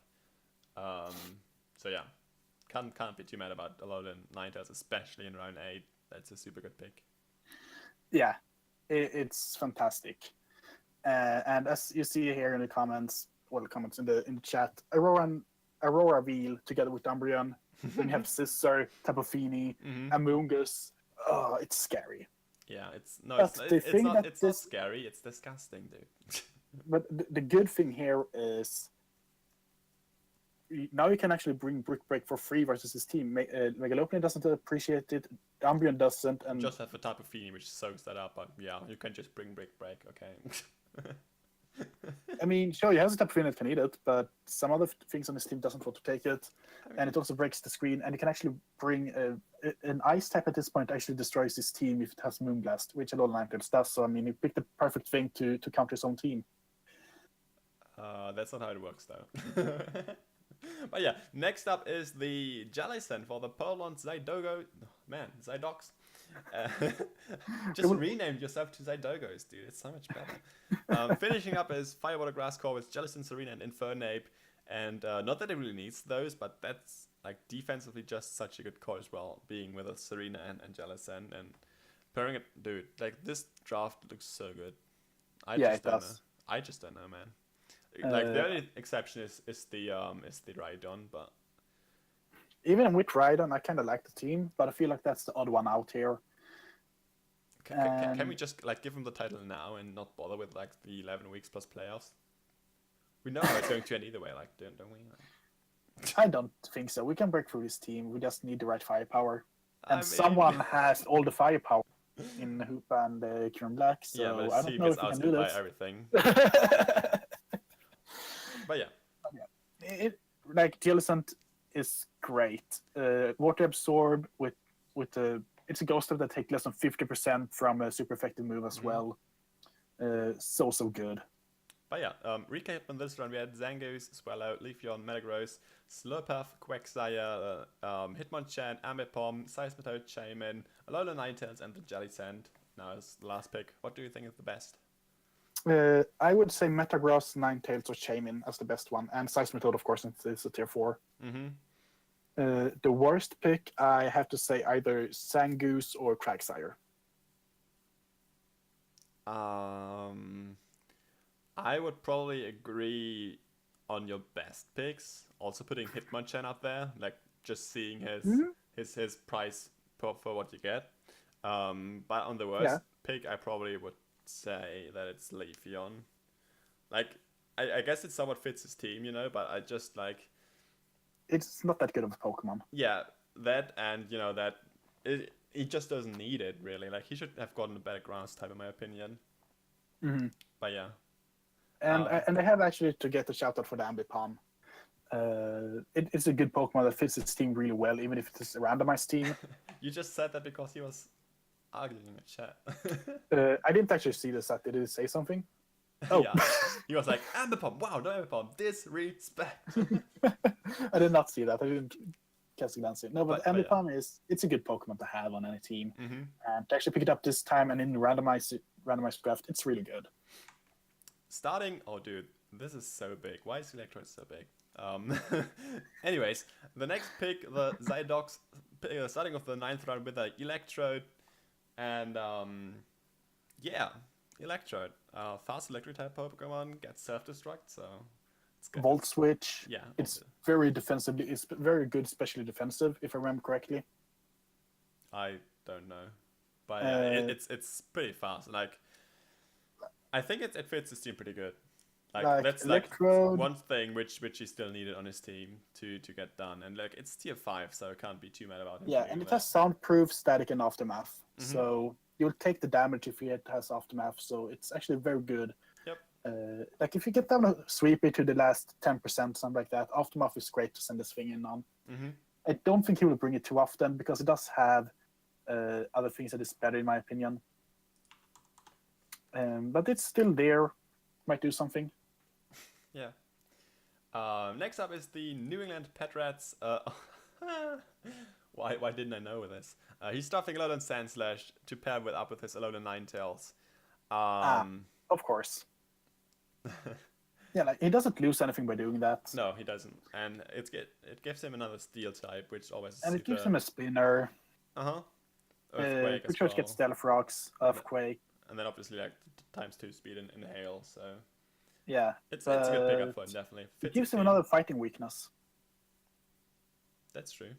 And yeah. So I'm not a fan of it, but it's a budget. He still has Amoonguss, Latios, and Tapu Fini. Tapu Fini, yeah. For So I mean, and they got the budget weather as well. So yeah, I like it. Pretty good one, yeah, definitely. Next up for you is the Raikou in tier 2, and there's your electric Pokemon which you were talking about earlier. Which was I have no idea how Raikou lasted this long. Made it to round 9, being in tier 2, which is like, why? But yeah, I definitely agree. Raikou is a super good. This is almost a tier 1 Pokemon. Exactly. I think you even voted for B to go back to tier 1, but you guys were like, no, it's dude in tier 2. What could possibly go wrong? The vote was, yes, I am from Sweden. But the vote was like 65% to stay in tier 2, so it was really close. But I have no idea I have no idea why Raikou was still here this late in the draft. And I was originally going to pick up the stupid Raichu in Tier 5, because that's a steal in my opinion. Thanks to all the moves it gets and wish and so forth. But Raichu is too good to pass up on. Yep. And I shoot myself in the foot a bit because now I had to take out some interesting things for my last 3 picks. I had to draft a Tier 5, I think it is a Tier 5 free agent as well. I had to drop 2 Tier 5 free agents. So yeah, but Raikou, it gives me a fantastic Volt Switcher, fantastic specs use. It bumps up my speed tiers to 115 as well. And it's actually pretty bulky. But again, where is your rock resist, huh? Maybe he has 30 picks left. Maybe we're getting to there. Who knows? Yeah. But yeah, going forward, the Toronto Rewilds were drafting Gorgeist.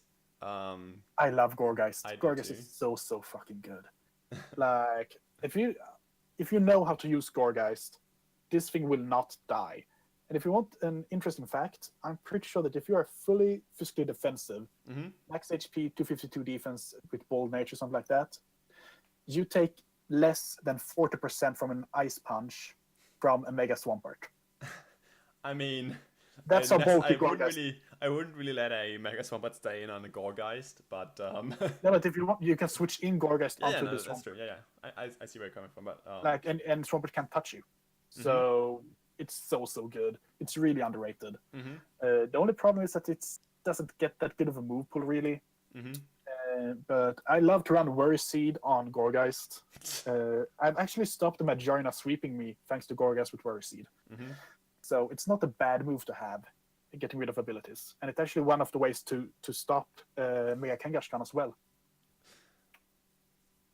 But yeah, it's overall a pretty good morning, especially for round 9, so can't be too mad about that. Next up is Beware for the Renew Raikous. Interesting team. I mean, no.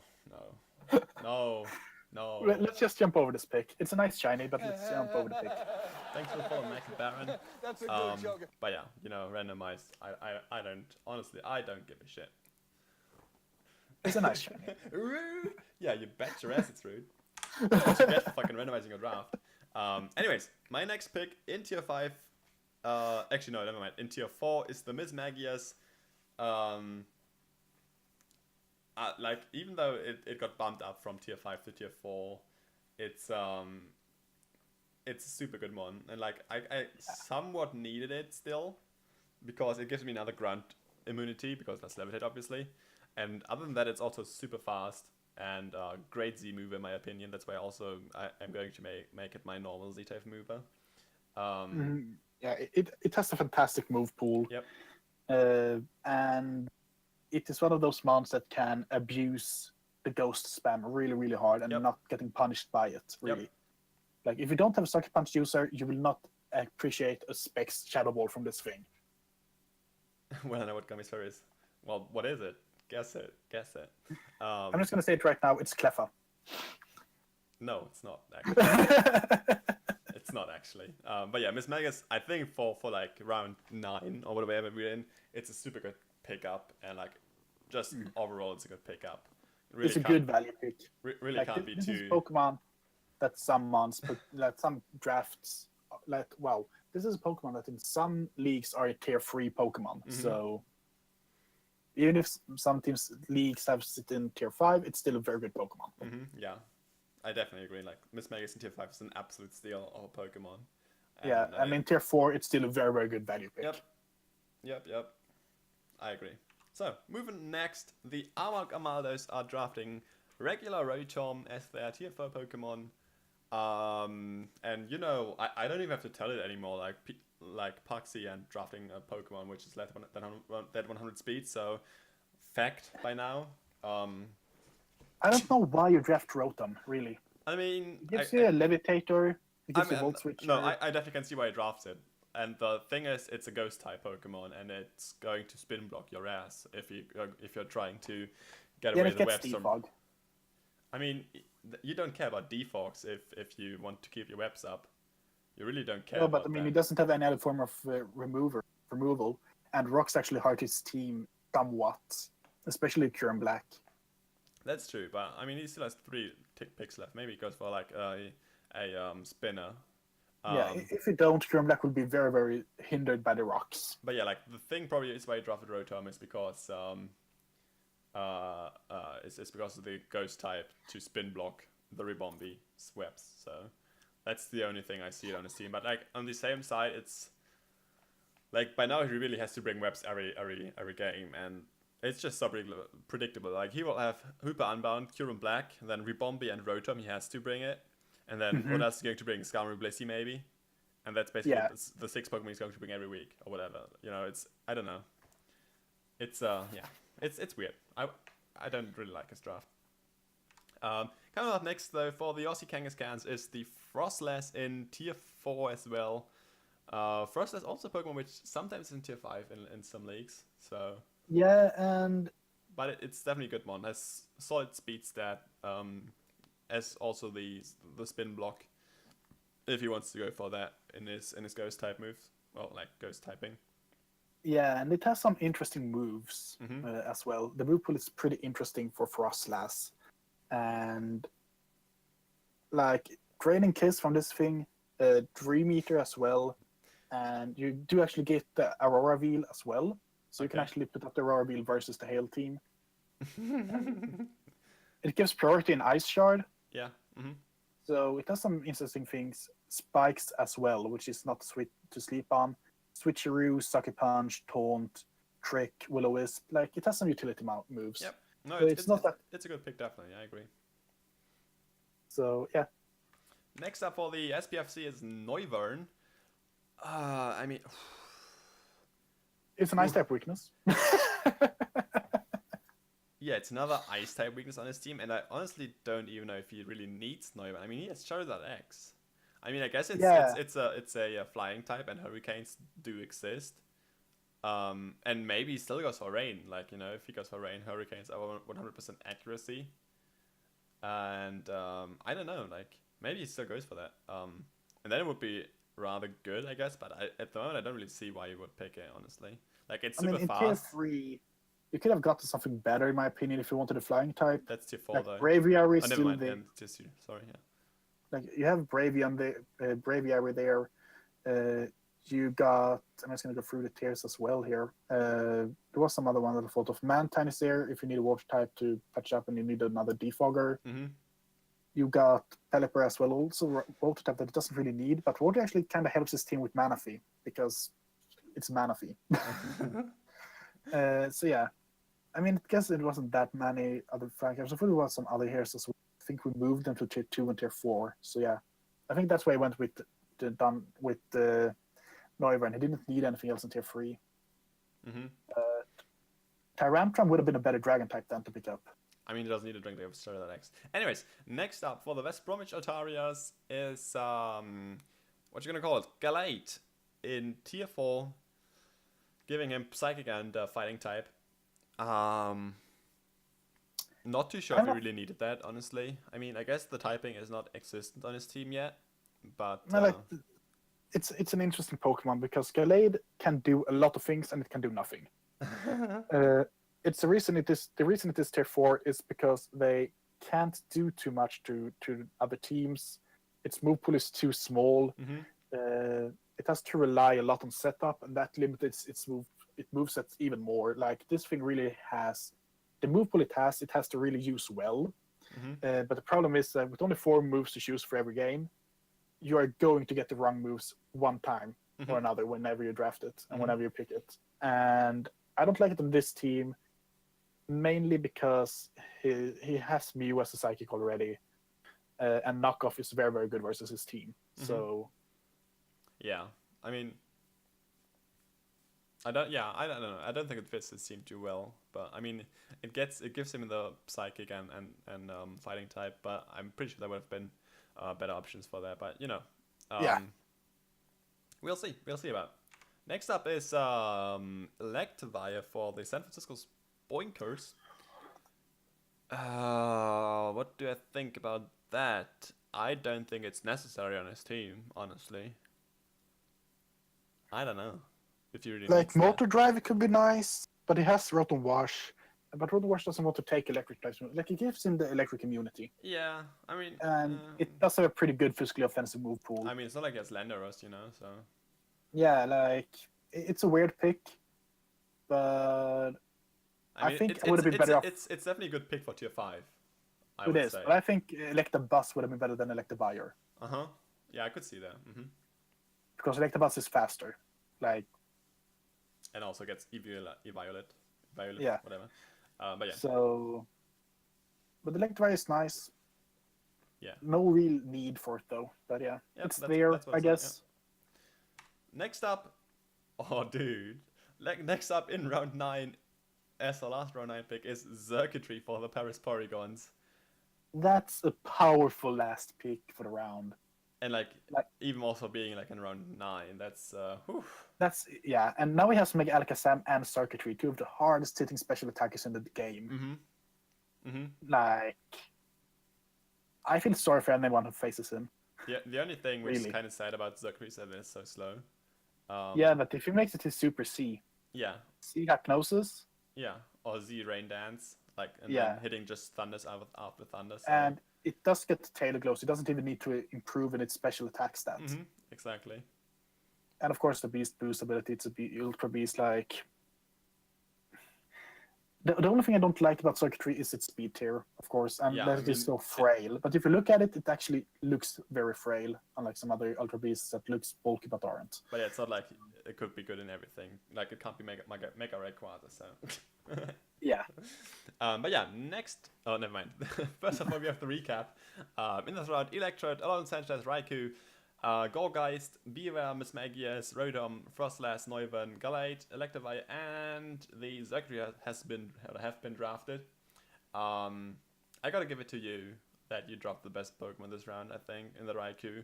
And I think Raikou and Circuitry was the best draft picks this round. Followed by Mismagius, probably. Gotta pat me on the shoulder there again, you know? Yeah, like, it's a good pick. I love Gorgeist as well. Fantastic Pokemon. It's like, I have 2 Pokemon that I always draft in Draft League format, more or less. And this will be my second team that I have not drafted Gorgeist. Otherwise, I've drafted Gorgeist on all my teams. Yeah, Gorgeist is a good one, definitely. I agree. It really is.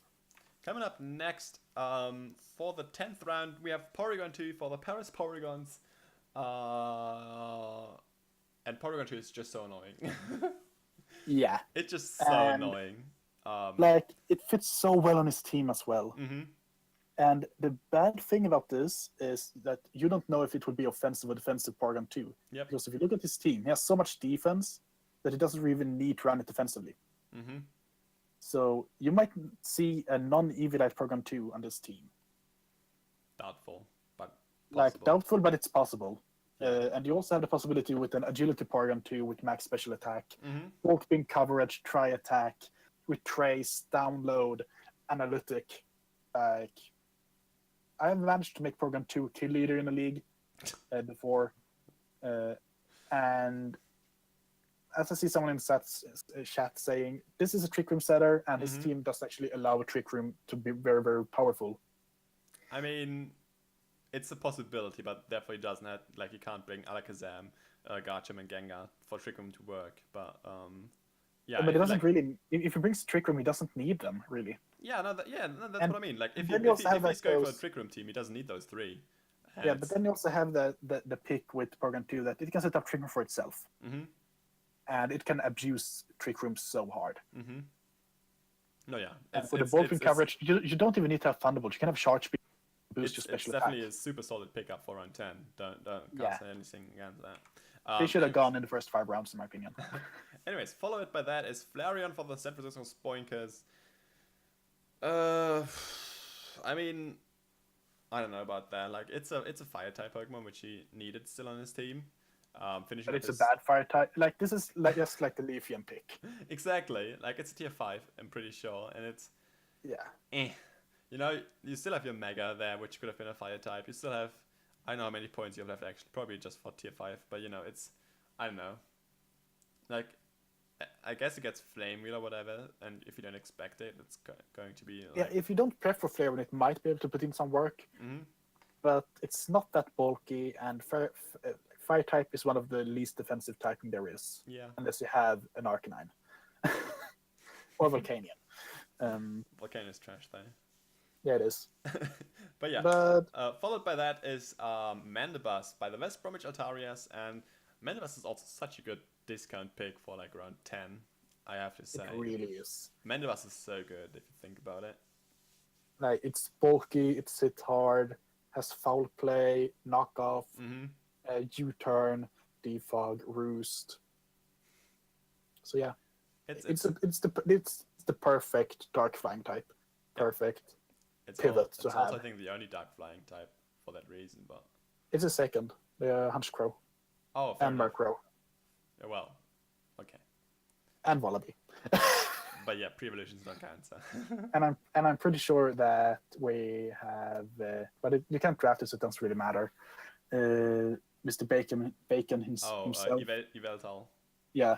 But yeah, that doesn't count. That's okay either way. Next up is it's Tentacruel in round 10. Jeez, what's That's up? late. What's up with us and not drafting a Pokemon? I don't know. But I mean, Tentacruel is one of those Pokemons that used to be really, really good, but has turned down to nothing really in the last generation. Mostly because electric spam has been so much easier to do.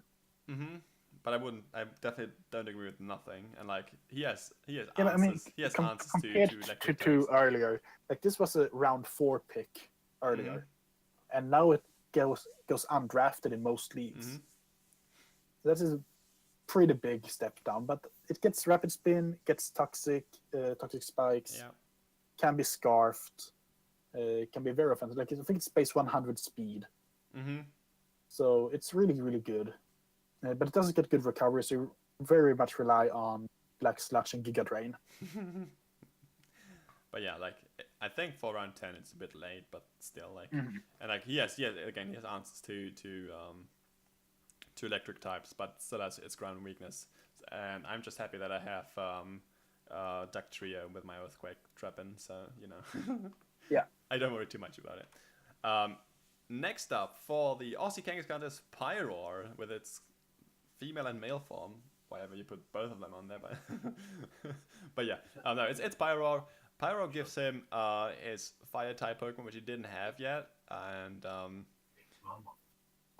it's a bit sad in a way that he drafted his fire type as a low tier Pokemon again. But Pyroar still is pretty good with having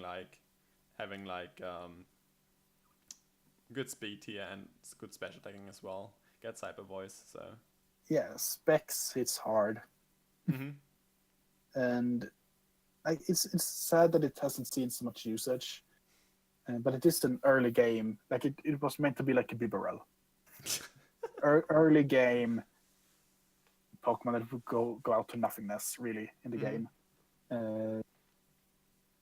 But yeah, it's there at least.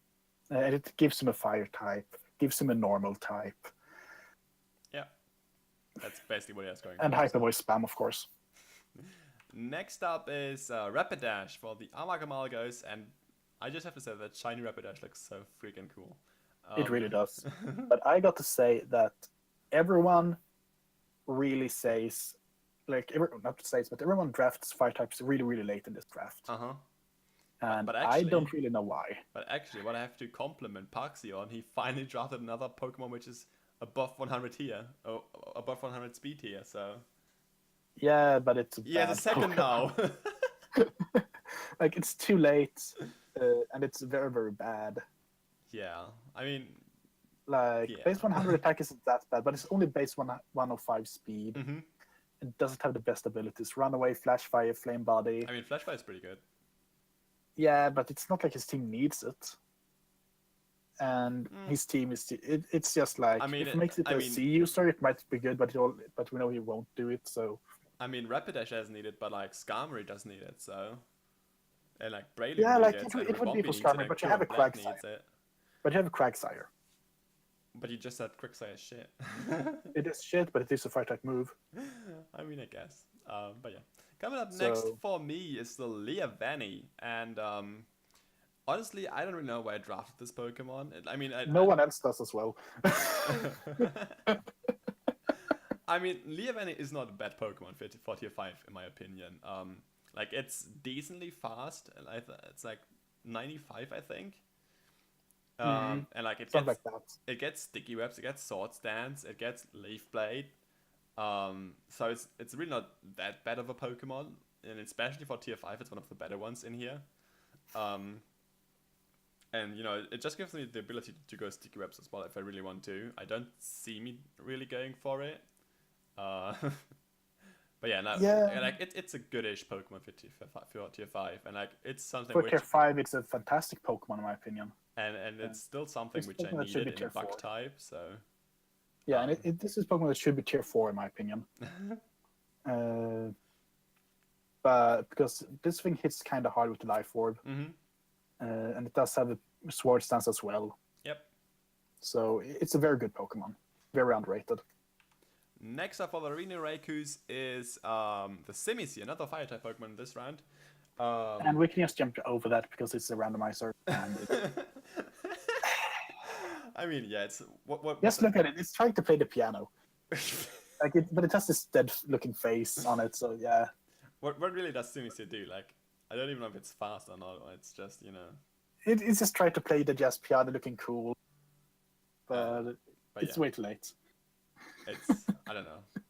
I mean, I guess he now has a fire type, so hooray! He completed his Fire Water Grass core with Roserade, Alola and Simicy now, or for Alligator, Roserade and Simicy if you want to go for that way.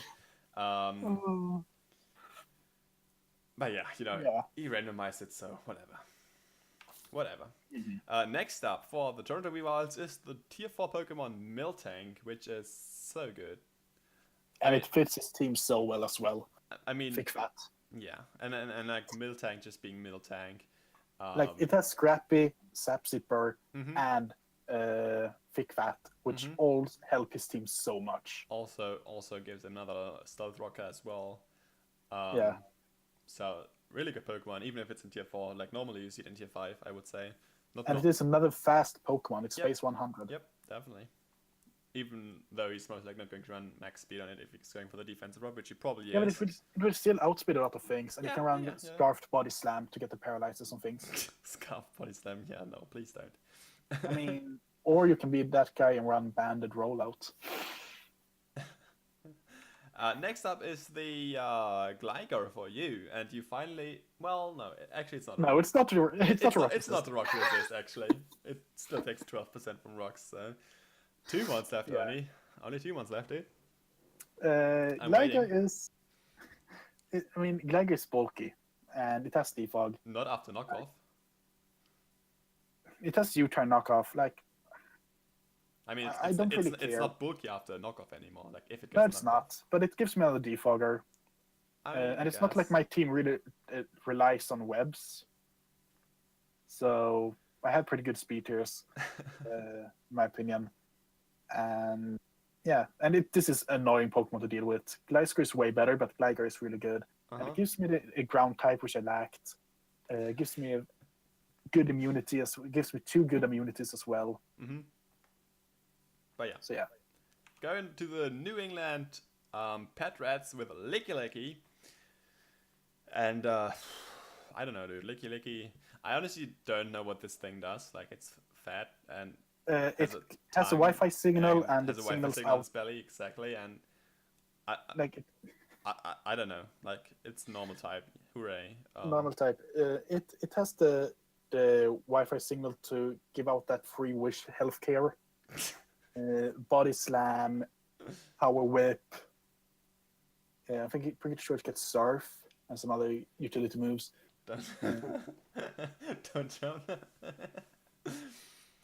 So yeah, Licky it's just there really. You might get some usage out of it. But yeah, finishing off this round's draft is Magneton for the Potent Zydox. And I gotta say, that's the second one I don't like on his team, because he really doesn't need it, in my opinion. Like, it gives him a Steel-type Trapper. But that's, like, only would be good against Celesteela and Skarmory. But he has one of those two. So I just really don't think he needs a Magneton, in my opinion. And, like, it's not even... I don't know. It's And it already has Electrode as an electric, so yeah, like I doesn't fit I at don't all. think he needs it, and I don't think it's pretty useless on his team in my opinion. But yeah, recap on this round: we had a Porygon 2, Flareon, Mandibuzz, Toxicroak. No, not Toxicroak. I'm sorry. Tentacruel, it's called, and Pyro, Rapidash, Leavanny, just playing Simisear, uh, Miltank, Gligar, Lickilicky, and Magneton. This is honestly one of the better, worst rounds we had yet. I would say the best draft picks here was Porygon 2 and Mandibuzz. I would put the Miltank up there as well, but Yeah, Miltank. it's a relatively bad round. But then again, It's pretty late. exactly, like there are no good ones left basically, and like no points left for good ones. So But P2 is really a really good draft pick this late on, together with Mandibuzz. I agree. Like P2 is probably Work- is the best one. Yeah, worst draft pick this round. Magneton, I would say. Yeah, Magneton, Simisear. I'm no fan of Rapidash and Pyro either, so and Flareon. Like all the fire types are pretty bad picks this time around. But I mean, they might put in some work. So, starting off the second to last round is Kecleon for the Potent Zydox. Why do I have such a hard time saying Portland, dude? I don't know. I would say Portland, like, anyways. Portland Zydox and Kecleon. Kecleon is a cool mon for Yes. this late. He can run Protein and Color Change, both of them. And he drafted one of the few things that takes less than 50% from non-resisted Dracometeors from Megalatios. Mm-hmm. So this thing is bulky. Yeah, And it has both Color Change and Protean, yeah, and it has a pretty good move pool. Mm-hmm. So you might just see a Kecleon. Another rocker as well, like if you don't want to run it on his Infernape, Crocodile, or Rhydon. Yeah, like Sucker Punch, Fake Out. Mm-hmm. Very good move pool overall. But yeah, going next is Bibarel for the New England Pet Rats. I'm just saying that it's bad, even though it gets Sword Stance Aqua Jet. But yeah, I don't know. Like, it's a tier 5 pick. You can't really expect anything good from it. So I mean, it gives him a Water type, which he doesn't need, and it gives him a normal type, which he doesn't need. So yeah, he has Lickilicky and Feeny, like unnecessary pick in my opinion. But you know, again, it has like Sword Stand Aqua Jet going for it, so that's cool. Yeah, and it does have the unaware ability, I guess. Okay, yes, Gengar says he was memeing on this pick, so you know. yeah, like we kind of understood that he was memeing, but at the same time, it's still a draft pick that we have to analyze. Exactly. It's not like it was a randomized draft pick. Next up is Slarking for the Colorado Agrons, and I was so mad at you for picking this. Like, I hate you. Fuck you. Yeah, the Slacking and Gorgeous are the two ones that I always try to get to my team. Mm-hmm. It's very rarely that I don't have one of them, but Slacking is such a powerful house. Like it's not a rock resist, but it doesn't care about the rocks. It's not a rock resist. No, it's a rock resist. Oh, static.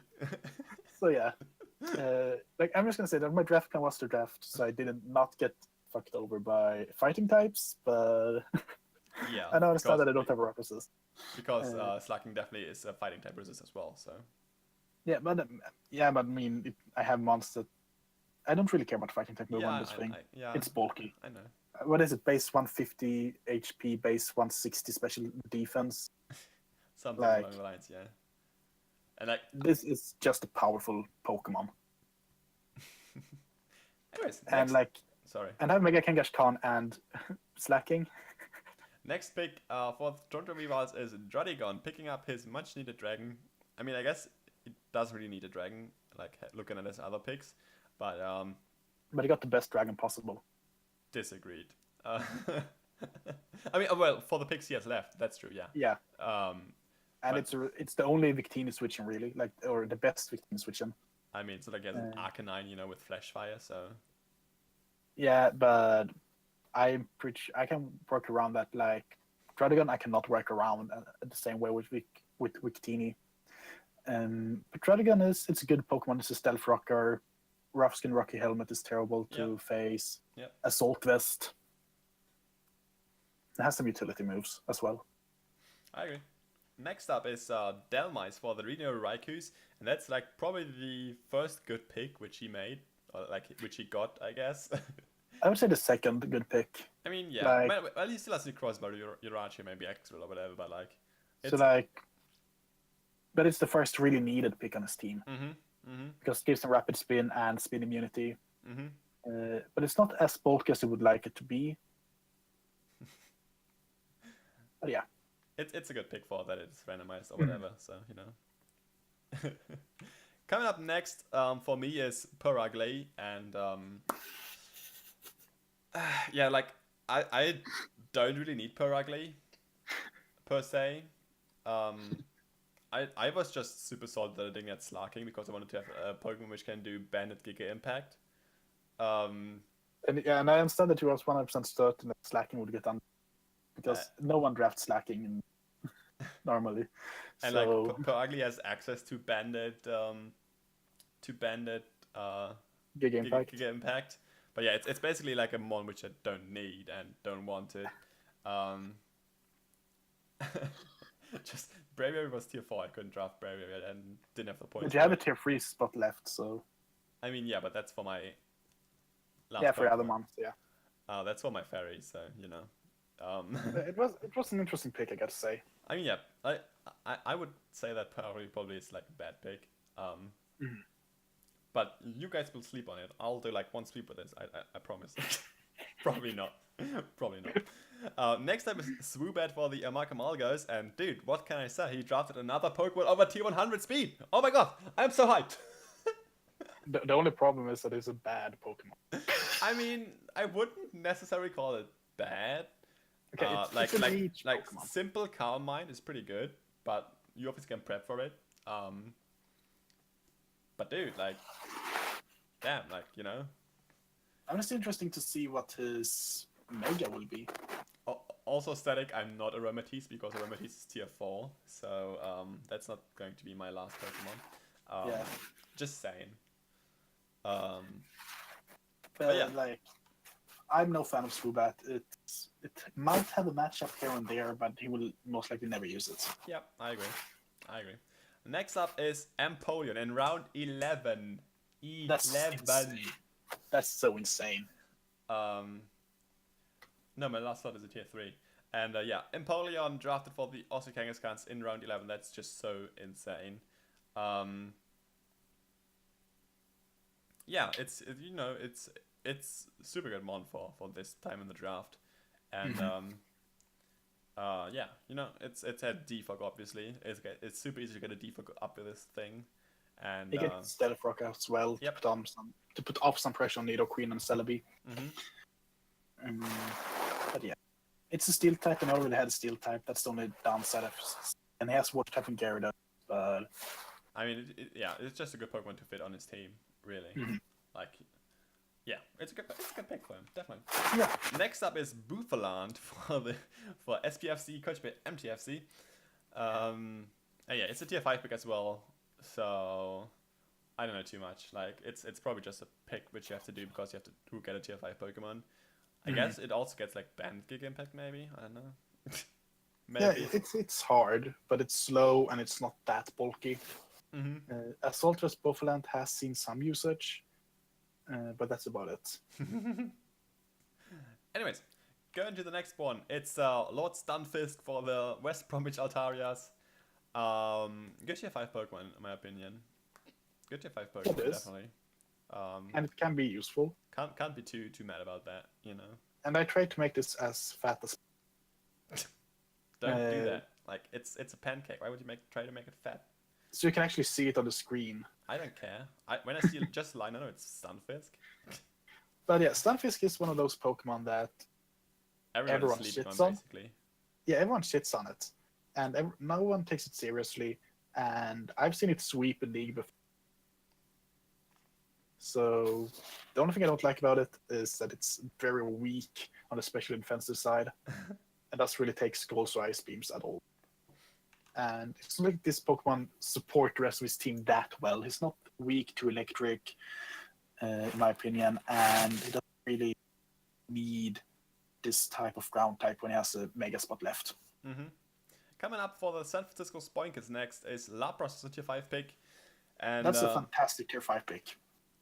I mean, I guess it is, but same time I don't think it really necessarily needed it. But again, it's a tier 5 pick, so you gotta get something. So I mean, it has a stat priority in Ice Shard.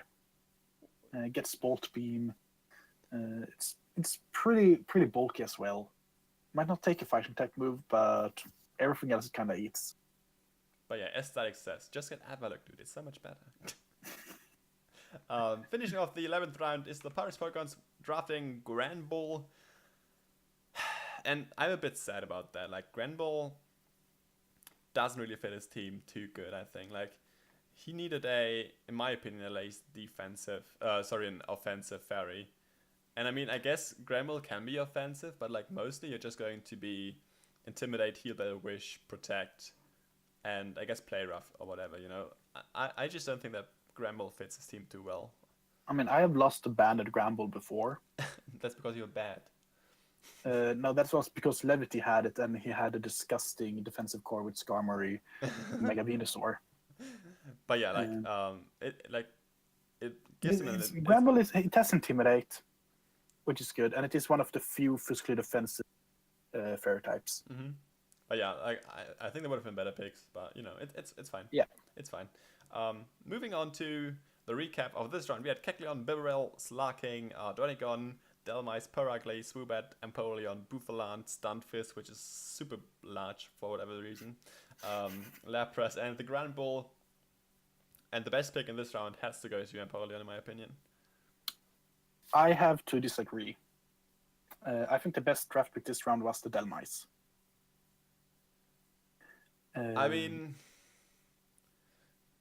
so I guess it's up there, but for me, Delmice was the best. Like, it should have gone in. But previous rounds.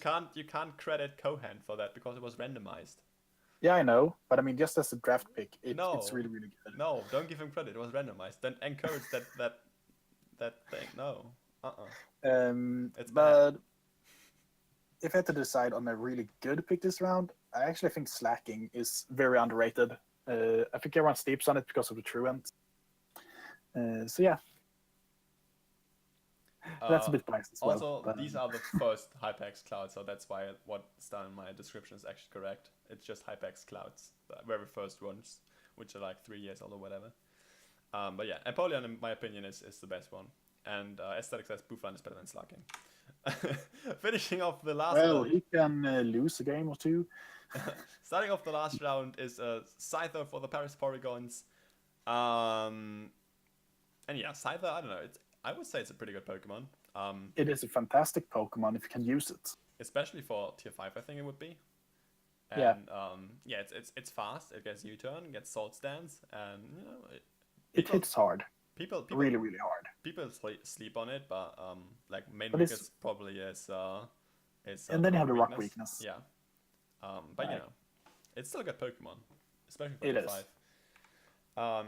Going next, for the San Francisco Spoinkers is Mega Scizor. And boy, I don't know. Like, I don't think it fits his team. No, no, I agree. Like, I think it fits versus, like, if he faces a team which doesn't, that it's weak to steel, it's a good Pokemon. Otherwise, it's terrible on this team. Like, it's one of the best, it's one of the best defensive Megas, and compared to, if you take it with Landorus, Therian, and Tracheon, sure, that's a pretty good defensive and offensive core, but it's pretty bad in this format, or rather on this team. Yeah, I agree. Format. I don't think it fits this team too well, and also it's pretty slow again. Having like now it's only like fast Pokemon, Salinity and Terrakion as well. So yeah, Swallow.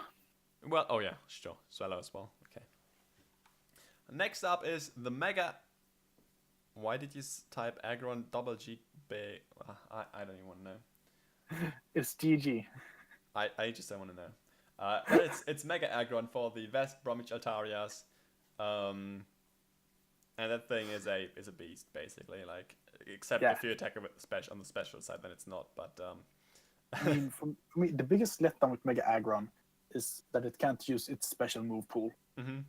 Its special move pool is so good. Mm-hmm.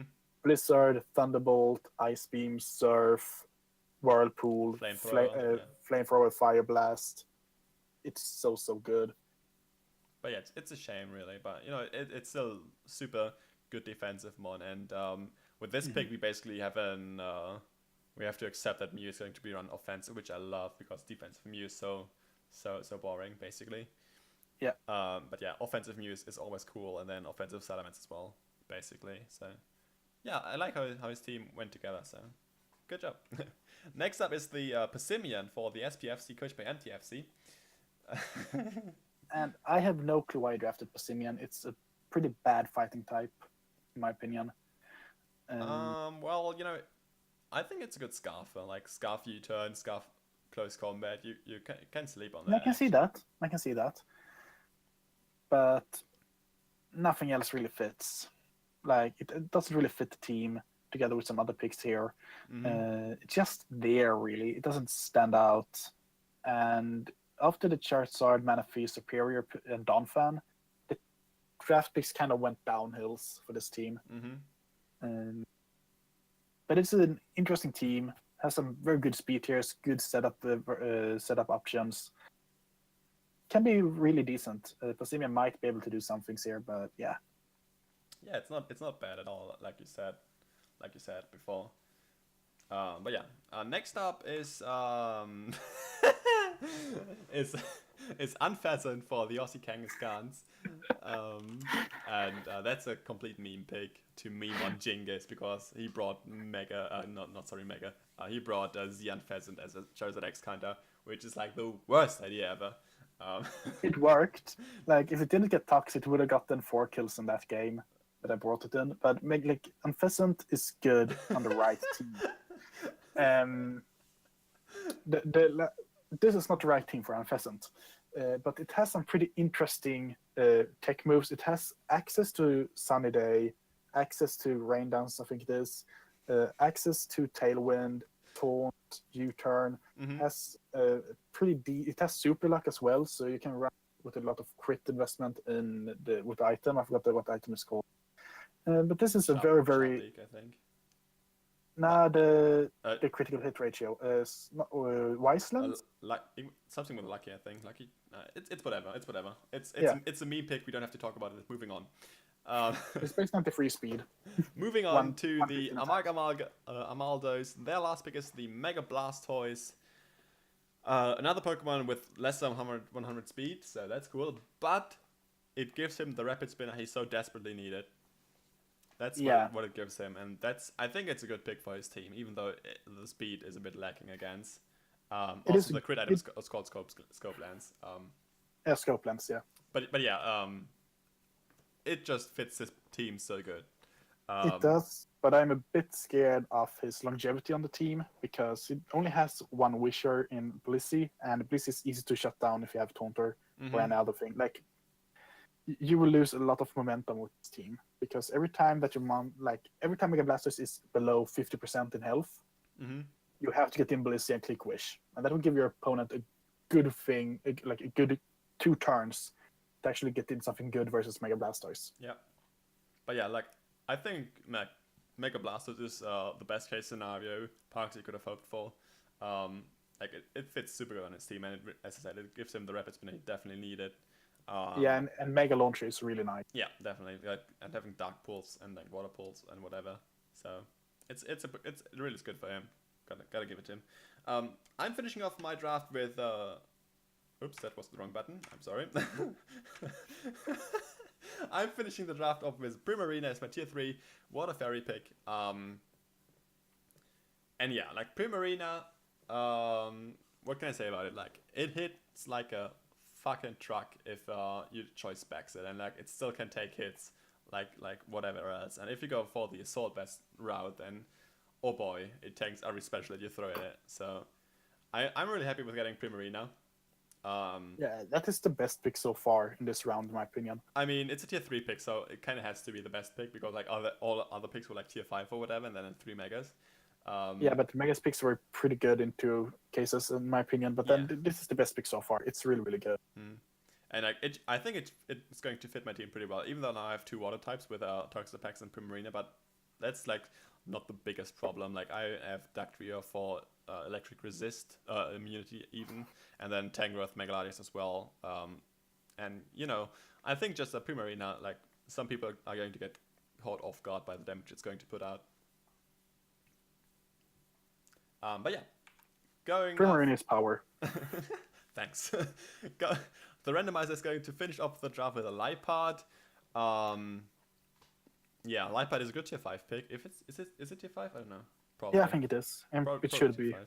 Yeah, and like the good thing with this thing is Prankster. Yeah, exactly. Like Prankster, like Sunny Day, which he won't be able to need on his team, but like I'm pretty sure it has Fake Out. Yeah, it has. It's like Fake Out, Sucker Punch, not Will-O-Wisp, T-Wave. Some other moves as well that could be useful, but overall it's a very lackluster Pokemon. It's just fast and nothing else. Yeah, but it like for randomize, I guess it's a somewhat good draft, huh? The Toronto Weavers are going to finish their draft off with a Skuntank, in tier 5 as well, which is a steal actually. Like Skuntank in tier 5 is overlooked most of the times. But like, yeah, it's a pursuit trapper, it's a sucker puncher, it's a defogger. It looks like Donald Trump. You can't go any better than that, honestly. Flamethrower. Like most Skuntanks you see will run Flamethrower. I think it gets. I'm not 100% sure, but I think it gets like Explosion as well. Don't quote me on it, but I'm pretty sure it does. But yeah, and it has Stench and Aftermath. no, Gumshoe's back. Yeah, Gumshoe's the real Donald Trump. I agree, but Skuntank comes close. Yeah. The Raging, no, not the Colorado Agrons are finishing off their draft with the Sudowoodo, their Rock Resist. Woo! It's not a Rock Resist. Doesn't Rock resist Rock? I don't know. I'm pretty sure it doesn't. That they doesn't. I don't know. But yeah, it's the Sudowoodo. Sudowoodo, it's. I like Sudowoodo. It hits hard. Okay, it isn't. Well, no rock resist then. I'm sorry. No rock resist, but it hits hard. It's very, very good defensively as well. Overlooked most of the time. Might not see as much playtime, but I have some games which can actually put in some work. And I do have a pretty good... I can actually do a lot of things with this team. I can go with Trick Room, I can go Webs, I can go with a lot of Scarfers, I can go Mono Attacking. Like I have a good choice to use off. And then I am a pretty bulky team. But Raikou and Sudowoodo are my like, weakest things defensively. Dual Dance Rhydon is still coming for you, bro. I'm telling you. I mean, it's okay for me. Dual Dance Rhydon is going to wreck your ass. He is more than welcome. I have ways around, for sure. But yeah, the new England Pet Rats are going to finish off their draft with a Golem, not the Alolan form, the normal Golem. Explosion? Self-destruct even, I think. Yeah, self-destruct. Self-destruct does more than Explosion, I think, right? Or is it the Yeah, other way around? self-destruct base 1000. 1000, wow. No. Base 250, I think it is. No, base 1000. No, it's not.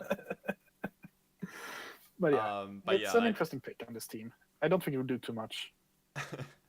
Probably not really needed. I mean, like he has good enough Pokemons to have his 6. Yeah. Regirock is also still there, so I don't know. But Yeah, and I think he had the points for it as well. Regirock actually is tier 4 and Golem is tier 5, so he probably didn't have the points. I think I had the point for it, actually. Shh. Okay, he said he could not afford it, Yeah, but yeah. so yeah, see. But yeah. As I said, he probably doesn't need that pick, so it doesn't really matter too much. Finishing off the draft now with literal trash, as he put it. The Portland Zydogs are drafting Garbodor as their tier 5 pick. And, yeah, I don't know. You know, even he said it's still all trash, so don't really have to... It's not too much to say about this thing. It gets Toxic Spike, and it is pretty decent fair switching if it wasn't for every fair type getting psychic type coverage.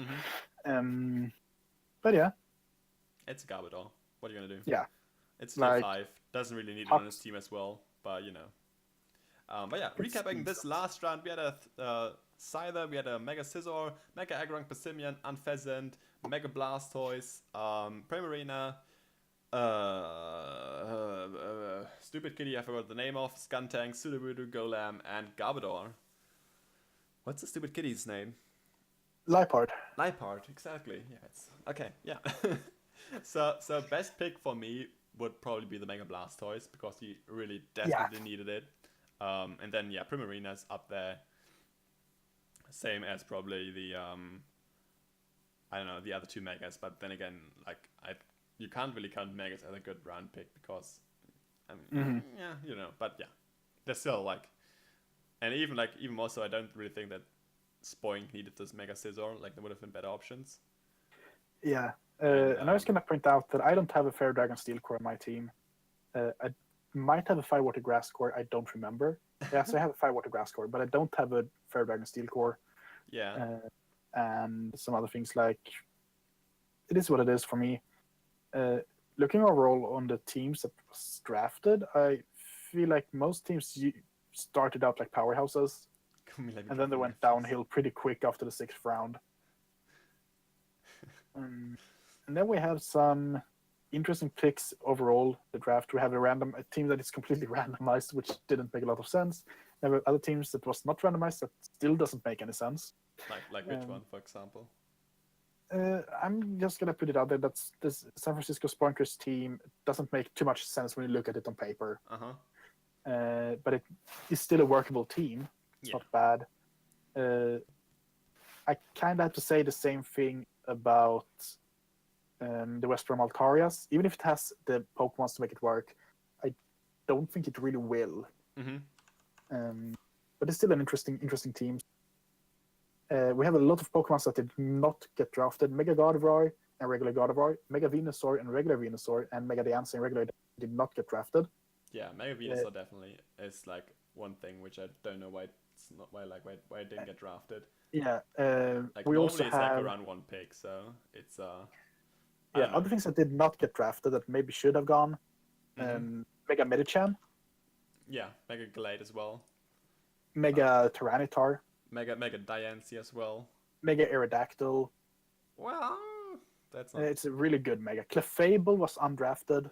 Like both Thunders went undrafted. Tyranitar went undrafted. Yeah. Zygarde 50% and Mimikyu went undrafted. Milotic and Gudra went undrafted. Haxorus Palden is there. Cresselia, Conkeldurr, Chansey, Chandelure, Diggersby, Darmanitan still there. And there's so many ones that should have get drafted that didn't get drafted. I mean, then again, like, you know, yeah. No one drafted Suicune. That's like Vaporeon as well, I think, right? Vaporeon got undrafted. Yeah, Vaporeon went undrafted. Vaporeon, basically the best evolution, just like undrafted. Because, you know, okay. Who needs bulky wild types even, you know? There was a lot of interesting picks. Yeah. And some ones did not get drafted. Some ones did get drafted that we might not think would get drafted. But I have to say that I like most of the teams that got drafted. Undrafted as well. Yeah, Mammoth went undrafted. I'm just gonna see. There was one other Pokemon that I thought of that went undrafted. That's a really, really good Pokemon that should have gotten drafted.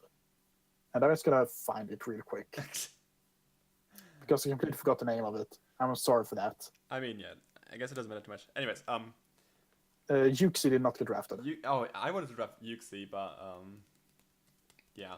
Clefable, yeah. I decided for something else. But yeah, so guys, this was supposed to be streamed on the TBF YouTube channel, which didn't work out because YouTube was like, yeah, you have to wait 24 hours until you can start live streaming. And which is stupid. We didn't plan ahead for that because like we just didn't think that would be an issue. But yeah, definitely subscribe to the TBF YouTube channel. There will be content on that channel weekly. We have 3 series. We have power rankings, which will come up tomorrow for the post draft thing, and we'll have what else do we have? I know we have some weekly recaps. We have weekly recaps exactly, and we have. And I'm pretty sure that someone had interviews. Yeah, interviews. And we might add some other smaller things. Mhm. Also, make sure that you, if you are new here and you don't have subscribed to anyone, I think everyone that is here is subscribed, though, to all of us, at least one of us. So if you want to see all of the matches, subscribe to everyone. Coaches, Yeah, the this links is, are this is a YouTube league, obviously. So every match you'll see on exactly, and all the links are in the in the panel of the TBF channel. yeah. We also have. Do And we want to link the Discord and let the spectators on now? I think we can, right? we can do that, and we will link them in the different Discord servers as well. Mhm. So I'll just give you like an invite link to that thing as well. Oh, oops.